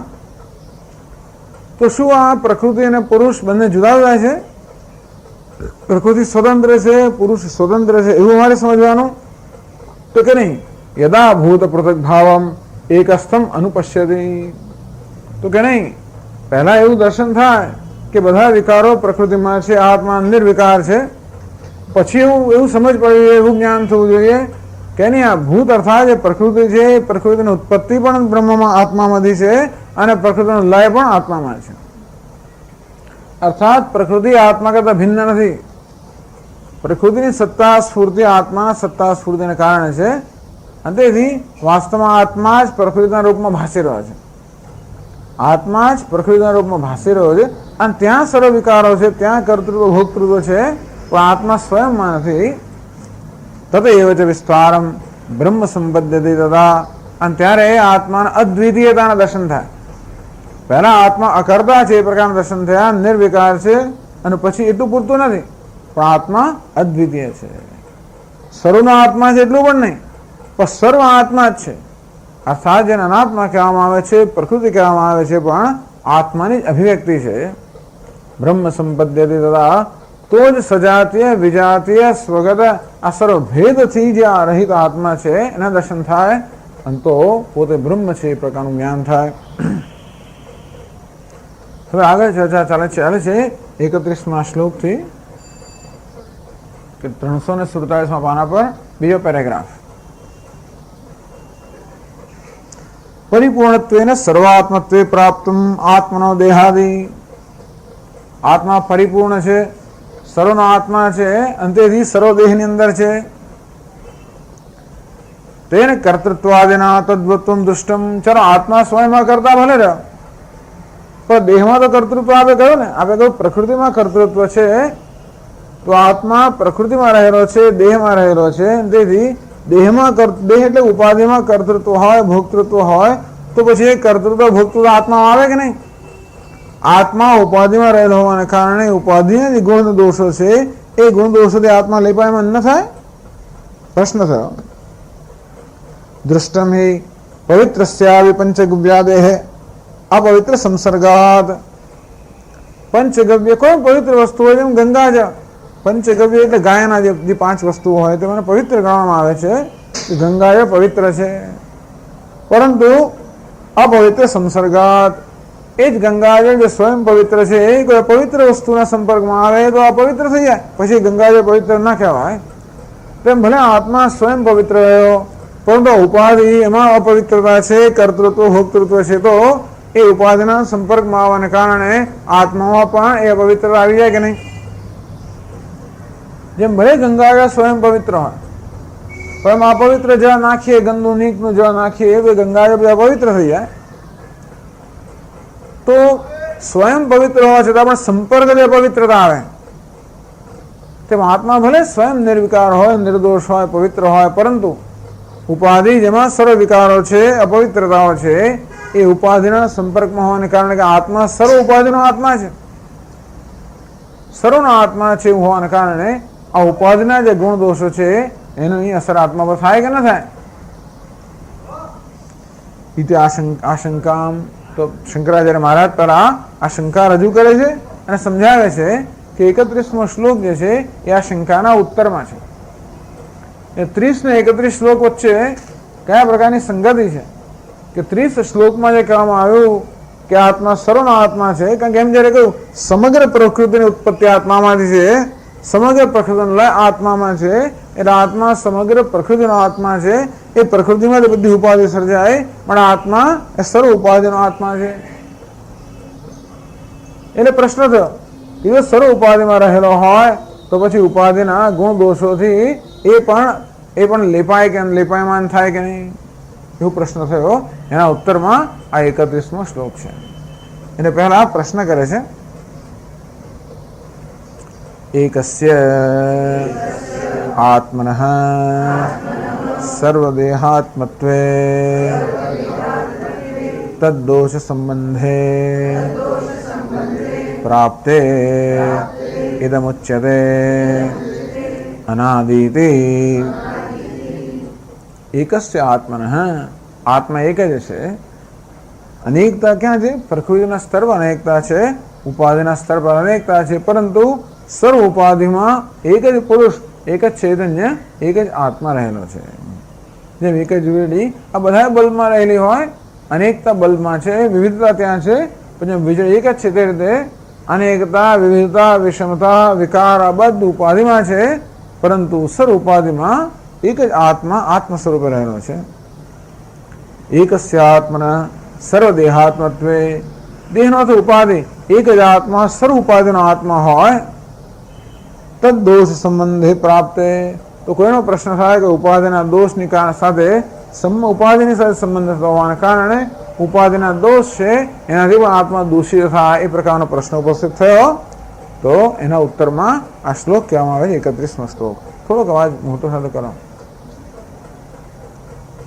અનાદિત્વા નિર્ગુણત્વાत्, ઊંચું નહીં વધારે,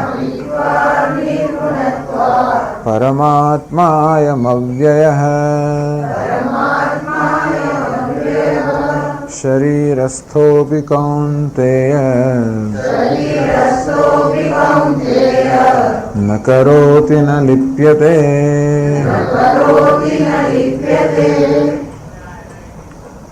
તો બીજી પંક્તિમાં કહે છે, શરીરસ્થોऽપि કૌન્તેય, હે કૌન્તેય શરીરસ્થોऽપि, આત્મા શરીરમાં હોવા છતાં પણ, એટલે કે શરીર સાથે સંયોજાયેલા હોવા છતાં પણ, શરીર સાથે સંબંધિત હોવા છતાં પણ, શરીરસ્થ શરીરમાં રહેલો હોવા છતાં પણ, ન કરોતિ કંઈ કરતો નથી, ન લિપ્યતે લેપાયમાન થતો નથી. એટલે આત્માની પવિત્રતા એવી છે, પેલા ગંગાજળની પવિત્રતા જેવી નથી કે જે બીજાના સંપર્કથી અપવિત્ર થઈ જાય.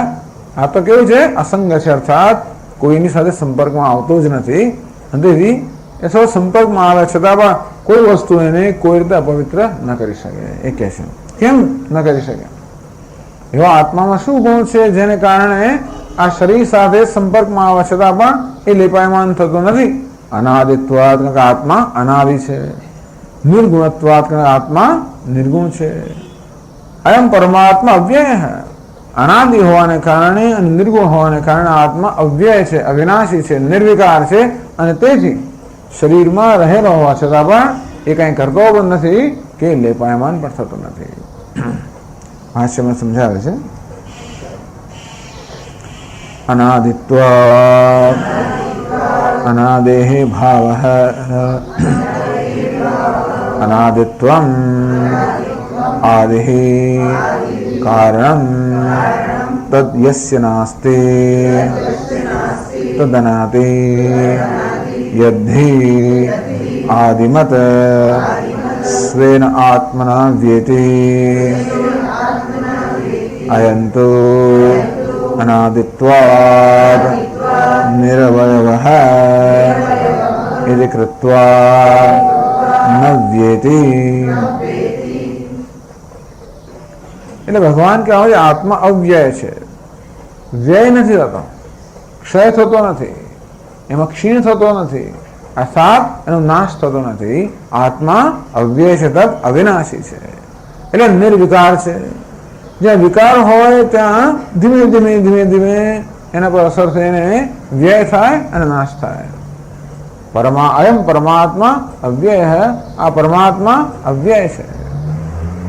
એવી રીતે અપરોક્ષતા અનુભવ થઈ રહ્યો છે. પરમાત્મા અવ્યય છે, વ્યય રહિતનો છે. તો વ્યય બે પ્રકારનો હોય છે. તત્ર વ્યયો દ્વિધા, બે પ્રકારનો વ્યય થાય, બે પ્રકારનો ક્ષય થઈ શકે. ક્ષય બે રીતમાં હોઈ શકે. ધર્મિણ સ્વરૂપસ્યૈવ ઉત્પત્તિમત્તયા, વસ્તુ જેવી હોય કે એનો સ્વભાવ જેવો હોય કે એમાં ધીમે ધીમે વ્યય થાય. જેમ ફળ હોય એને રાખીએ તો ધીમે ધીમે ધીમે એ સડી જાય અને નષ્ટ થઈ જાય. આમ જગતની વસ્તુ એવી હોય છે કે સ્વયં કશું ન કરો તો પણ એ ધીમે ધીમે ધીમે ક્ષીણ થઈ જાય. એટલે ક્યાં તો વ્યય એવો હોય કે વસ્તુ એવી હોય કે પોતે જ એનો સ્વભાવ હોય કે ધીમે ધીમે ધીમે એની અંદર વિકાર આવે અને ધીમે ધીમે નષ્ટ થઈ જાય. અથવા ઘણી વાર એવું થતું હોય કે કોઈ ધર્મસ્ય, ધારો કે પોતાનો વ્યય ન થતો હોય પણ પોતાનો જે ધર્મ હોય, ગુણ હોય એમાં જે વ્યય થાય. જેમ કે દેવદત્ત ધનવાન છે, દેવદત્ત એવો ને એવો જ રહે, પણ ધન ધારો કે ક્ષીણ થઈ જાય તો પેલો ધનવાન પણ ક્ષીણ થઈ જાય. અથવા આ શરીર ધારો કે એનું ક્ષીણ થાય તો પણ દેવદત્ત ક્ષીણ થાય. એટલે ઘણી વાર ધર્મી એટલે કે જે પદાર્થ હોય એ પદાર્થમાં પોતાનામાં જ ક્ષય થતો હોય તો પદાર્થમાં પોતાનામાં ક્ષય ના થાય તો પદાર્થના ગુણો છે ગુણોમાં ક્ષય થાય તો પણ એનામાં ક્ષય થાય, બે જ ક્ષય થાય. એટલે વ્યય કે ક્ષય કે નાશ બે જ થઈ શકે. ક્યાં તો વસ્તુનું સ્વરૂપ જ એવું હોય, સ્વભાવ જેવો હોય કે વિનાશી હોય, અથવા તો એના ગુણ કે ધર્મોના નાશને કારણે વસ્તુમાં નાશ થાય. તો પરમાત્મા બંને પ્રકારનો નાશ નથી, ભગવાન કહેવા માંગે છે. અવ્યય પરમાત્મા અવ્યય છે અનાદિત્વાત, કારણ કે એનામાં સ્વયં વ્યય નથી. નિર્ગુણત્વાત, કારણ કે ગુણ દ્વારા પણ વ્યય નથી. આમ દેવદત્ત સ્વયં બિચારો વૃદ્ધ થઈને મૃત્યુ પામે, અથવા દેવદત્તની કીર્તિ કે ધન સંપત્તિ જતું રહે એટલે માટે પણ એનો વ્યય થઈ જાય. બે રીતે. તો પરમાત્મા અનાદિ હોવાને કારણે સ્વરૂપથી વ્યય નથી, નિર્ગુણ હોવાને કારણે ગુણ દ્વારા પણ વ્યય નથી. એમ બે કારણ ભગવાન આપે. અનાદિત્વાદ અવ્યય, નિર્ગુણત્વાદ અવ્યય. અનાદિત્વાદ નિર્ગુણત્વાદ છે અયમ પરમાત્મા અવ્યય. ભગવાન અવ્યય છે, અક્ષીણ છે, અવિનાશી છે, અને તેથી અજન્મા છે, અને તે નિર્વિકાર છે. અવિનાશી વસ્તુ ક્યારે હોય? જ્યારે એનો જન્મ ના હોય ત્યારે. કે જાતસ્ય હિ ધ્રુવ મૃત્યુ, જેનો જન્મ થયો એનું મૃત્યુ થવાનું જ છે. જ્યારે એમ કહેવામાં આવે કે પરમાત્મા અવ્યય છે, અવિનાશી છે, એનો વિનાશ નથી, ત્યારે જ એનો વિનાશ ન હોય તેનો જન્મ પણ ના હોય. અને જન્મ હોય તો પછીના બધા વિકારો હોય. જન્મ હોય એટલે પછી વૃદ્ધિ અને પછી ક્ષય એવું થવાનું જ. જાયતે અસ્થિ વર્તતે વિપરિણમતે અપક્ષીયતે. જન્મ થાય પછીના બાકીના બધા વિકારો હોય, પછી એનો વિનાશ નથી, એનો જન્મ નથી, જેનો જન્મ નથી એનો કોઈ વિકારો નથી. આ આત્મા કેવો છે? નિર્વિકાર છે. આ રીતે સિદ્ધ કરે છે. તો પહેલા તો અનાદિત્વાદ, કારણ કે પરમાત્મા અનાદિ છે. અનાદિત્વ એટલે શું? અનાદેહે ભાવ અનાદિત્વમ. એક ત્વ પ્રત્યય લગાવ્યો જેનાથી ભાવવાચક નામ થાય. અનાદિત્વ એટલે અનાદિપણું. આત્મામાં અનાદિપણું હોવાને કારણે, અથવા આત્મા અનાદિ છે એમ કહેવાય, અથવા અનાદિપણું હોવાને કારણે, મને સરખું જ છે. અનાદિપણું કોનામાં છે? અનાદિ હોય એનામાં. તો અનાદિત્વમ, અનાદિપણું કોને કહેવાય? તો અનાદિ કોને કહેવાય? આદિ કારણમ. આદિ એટલે કે પ્રારંભ અથવા આદિ એટલે કારણ, બંને થાય. આદિનો તો પ્રારંભ, પ્રારંભ તેનો જ થાય જે પોતે કાર્ય હોય. જેમ કે ઘડો હોય, ઘડાનો જન્મ થયો ક્યારે થાય? ઘડા ભાઈ અમુક ક્ષણે ઘડાનો જન્મ થયો એટલે એ વખતે ઘડાનો પ્રારંભ થયો, એનો આદિ કહેવાય. એવું ત્યારે થાય જ્યારે ઘડો કાર્ય હોય, કશાક કારણમાંથી જન્મ્યો હોય. તો આદિનો અર્થ થાય કારણ પણ થાય, આદિનો અર્થ પ્રારંભ પણ થાય. આદિ કારણમ તદ્યસ્ય નાસ્તિ અનાતદ અનાદિ. કે જેનું કોઈ કારણ નથી. અનાદિ અર્થાત જે કશામાંથી જન્મ્યું નથી, જેનું કોઈ કારણ નથી. મહત્વની વસ્તુ છે. જેનું કારણ હોય સ્વયં કાર્ય હોય. આ ઘડાનું કારણ છે. હવે પ્રશ્ન પૂછીએ કેમ? ઉત્તરમાં તો સમજવું કે વસ્તુ ઉત્પન્ન થયેલી છે. આ ઘડો છે કેમ? તો કે માટીને કારણ. એનું તો કે માટીમાંથી ઘડો જન્મે. માટી કેમ છે? તો કે પૃથ્વીને કારણે. તો કે એનો તો પૃથ્વીમાંથી માટીનો જન્મ થયો. કેમ ઉત્તર મળ્યો એટલે એનું કારણ હોવું જોઈએ. તો દુનિયાની એક વસ્તુ મળે આવો પ્રશ્ન, કેમ કેમ કેમ? આ કેમ બન્યું? તો કે પેલું કારણ હતું એટલે મળે. એ કેમ હતું? તો કે એવું હતું. આ માણસ આવો કેમ છે? તો કે એની માં આવી છે. એની માં કેમ આવી? તો કે એની માં પેલી આવી. એ કેમ? તો કે ટૂંકમાં આવી છે, માં આવી છે, બાપ આવે છે, ગમે તે જે દુનિયા આવી છે ટૂંકમાં. અને એટલા માટે દરેકનું કારણ હોય છે. જે કે ઘટના બને એનું કારણ હોય, એનો અર્થ કે ઘટનાનો આરંભ છે, એ પોતે કાર્ય છે. એક પરમાત્માના વિષયનો પ્રશ્ન પૂછાય કે કેમ? ભગવાન કેમ છે? જગત કેમ છે? તો કે ભગવાન છે. એટલે ભગવાન કેમ છે? તો કે છે. ભગવાન સત્ય કેમ છે? તો કે છે. ભગવાન અનંત કેમ છે? તો કે છે. ભગવાન જ્ઞાન સ્વરૂપ કેમ? તો કે છે. અનાદિ કેમ છે? તો કે છે. ટૂંકમાં જેને હોવા માટે અને જેવા હોવા માટે કોઈ કારણ નથી એમના બનાવે. દુનિયાની બધી વસ્તુ માટે કારણ છે. આમ કેમ છે આપણે તો ન જાણતા હોય જુદી વાત છે, તો કારણ હોય તો ખબર, હવે ખાતરી છે. ઘણી વાર આપણે ન જાણતા હોય કારણ શું છે, પણ અંદર તો ખબર છે કે હોવું તો જોઈએ કશું, એટલે આપણે શોધતા હોઈએ હંમેશા શું થયું. પણ અનાદિ અર્થાત જેનો આદિ નથી, અર્થાત જેનું કોઈ કારણ નથી, જે હોવા માટે કોઈ કારણ નથી, એનો અર્થ એ કે જન્મ નથી. કારણ કે કારણ હોય એનો અર્થ એ કે સ્વયં કાર્ય છે, મારે એનો જન્મ થયો હોવો જોઈએ, એનો પ્રારંભ થયો હોવો જોઈએ. અનાદિ એનો આદિ નથી, પ્રારંભ નથી, કારણ કે એનું કારણ નથી, એટલે કે એનો જન્મ નથી. જન્મ હોય એટલે પછી બાકીના બધા વિકારો થવાના. એટલે કે વ્યધ્યાદિમત તત્સ્વેન આત્મના વ્યતિ. જન્મ થયો એટલે કોઈ કશું કરવાની જરૂર નહીં, જાતે જ વ્યય થવાનો. બીજા કોઈ કરવાની જરૂર નથી. શરીર જન્મ્યું એટલે બસ જાતે વ્યય થવાનો, બીજા કોઈ કશું કરે કે ના કરે તોય પણ. યદ્ધિ આદિમત, જે આદિમત છે અર્થાત જેનો આદિ છે, પ્રારંભ છે, જન્મ છે, સ્વેન આત્મના વ્યતિ, એ પોતે જ એનો સ્વભાવ જેવો છે કે એનો જ ધીમે ધીમે ક્ષય થવાનો. જન્મ એનો થાય જે કાળની મર્યાદામાં હોય, એટલે કે જેની જે કાળની અસર નીચે હોય, કાળની અસરગ્રસ્ત હોય, એનો જન્મ થાય ને. કાળમાં જન્મ થાય એટલે માટે સતત કાળ એના પર અસર કર્યા જ કરવાનો, અને કાળ જેના પર અસર કરે એનો ક્ષય થવાનો છે. એટલે અનાદિ ત્યારે હોઈ શકે જ્યારે જે કાળની અસર નીચે નથી, અને એટલા માટે એનો ક્ષય નથી, વ્યય નથી.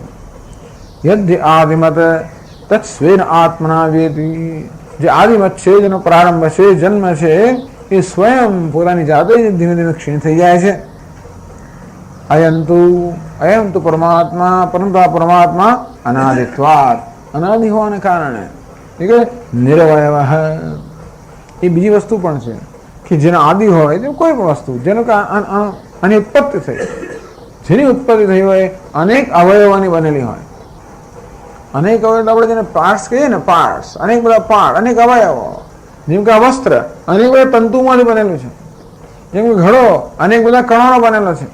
જે વસ્તુ બનેલી હોય અનેકમાંથી જ બનેલી હોય, એટલે કે અનેક અવયવો વાળી હોય. આ રૂમાલને ઘણા અવયવ, અવયવ તો હાથ પગ એવું નહીં, અવયવ એટલે જેમ અનેક તંતુઓ તેને અવયવ કહેવાય. અનેક અવયવોનું બનેલું છે. જે કે જગતનો પદાર્થ છે, પદાર્થ હંમેશા અનેક બધા અવયવોનો અનેક અંશનો અનેક ઘટકોનો બનેલો હોય. જેમ કે આપણો દેહ અનેક અવયવોનો બનેલો છે, તેમ જગતની દરેકે દરેક વસ્તુ અનેક અવયવોની બને, કારણ કે એનો આરંભ છે. તો જ આપણે ઉત્પન્ન કરી શકીએ. અવયવોને ભેગા કરીએ એટલે કંઈક બને ને. આત્મા તો નિરવયવ એટલે એને ઘડી જ ના શકાય. ઘડી કોને શકીએ? આપણે જેના અવયવ હોય એમ ઘડી શકીએ. માટીને ઘડીએ તો આપણે ઘડો થાય.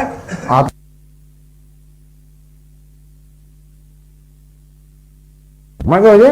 નિરવયવ, અવયવ રહિત છે, પાર્ટલેસ, અવયવ રહિત. એનામાં કોઈ સ્વગત ભેદ નથી, આંતરિક ભેદ નથી.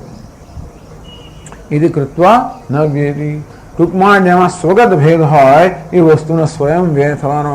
જેમ કે આ નેપકિન કશું જ ના કરીએ, ટુવાલ કંઈ ના કરો ને તો કાર્ય કરીને ધીમે ધીમે, કારણ કે જે વસ્તુ અવયવોને ભેગી રાખે છે ને, કોઈ પરિબળ છે જે આ બધા તંતુઓને ભેગી જોડે રાખનારું છે. એ જ પરિબળ ધીમે ધીમે ક્ષીણ થવા માંડે, આ તંતુઓ છૂટા થવા માંડે. એને કંઈ કરવાની જરૂર જ નથી. કાળની અંદર જે વસ્તુ ઉત્પન્ન થઈ એ કાળમાં ધીમે ધીમે ક્ષીણ થવાની. એને વાપરીને તો ઘણો લાંબો સમય લાગે, પણ એ વસ્તુ ક્ષીણ થઈ જ જવાની. સ્વયં વ્યતિ. આત્મા કેવું છે? નિરવયવ છે, એનો કોઈ આંતરિક ભેદ નથી અને માટે અવ્યય છે. એક તો આ થયું. કાર્યત્વ કૃત વ્યય અભાવ. કાર્યત્વ જે વસ્તુમાં હોય એમાં વ્યય હોવાનો. કાર્યત્વ નથી આત્મામાં, માટે એનો વ્યય નથી. તથાપિ ગુણાપકર્ષ દ્વારકો વ્યયો ભવિષ્યતિ. ચલો સ્વયં નિરવય હોવાને કારણે, સ્વગત ભેદ હોવાને કારણે સ્વયંમાં તો એને વ્યય નથી, બરાબર. પણ નેપકિન છે, ધારો કે એના ગુણ હોય, એ ગુણ આપણે લઈ લઈએ. એનામાં લાલ રંગ હોય, લાલ રંગ ધીમે ધીમે ઝાંખું પડી જાય. એનામાં અમુક કુમાશ હોય ત્યારે ઓછી થઈ જાય. જે ગુણ હોય ને એ ગુણ ધીમે ધીમે મિટાડે તેમ વસ્તુનો વ્યય થાય. ગુણાપકર્ષ દ્વારકો વ્યય. એટલે જે વસ્તુમાં ગુણ હોય તો એ ગુણ ધીમે ધીમે જતા રહે, એટલે પણ એમાં વ્યય થાય. તો આત્મા ભલે સ્વયં એનામાં વ્યય ન થતો હોય, વિકાર ન થતો હોય, પરંતુ અનેક બધા ગુણ હોવાને કારણે એ ગુણો જતા રહે તો આત્મા ધીમે ધીમે ક્ષીણ થઈ જાય કે નહીં? તો કે ના, કે છે આગળ. તથા નિર્ગુણત્વાદ સગુણો હિ ગુણવ્યયાદ વ્યતિ અયંતુ નિર્ગુણત્વાદ ન વ્યતિ ઇતિ. નિર્ગુણત્વાત, પણ એ નિર્ગુણ એનું ગુણ જ નથી કશું. તમે એને પકડી જ ના શકો, તમે એને કરી જ ના શકો ને. માણસ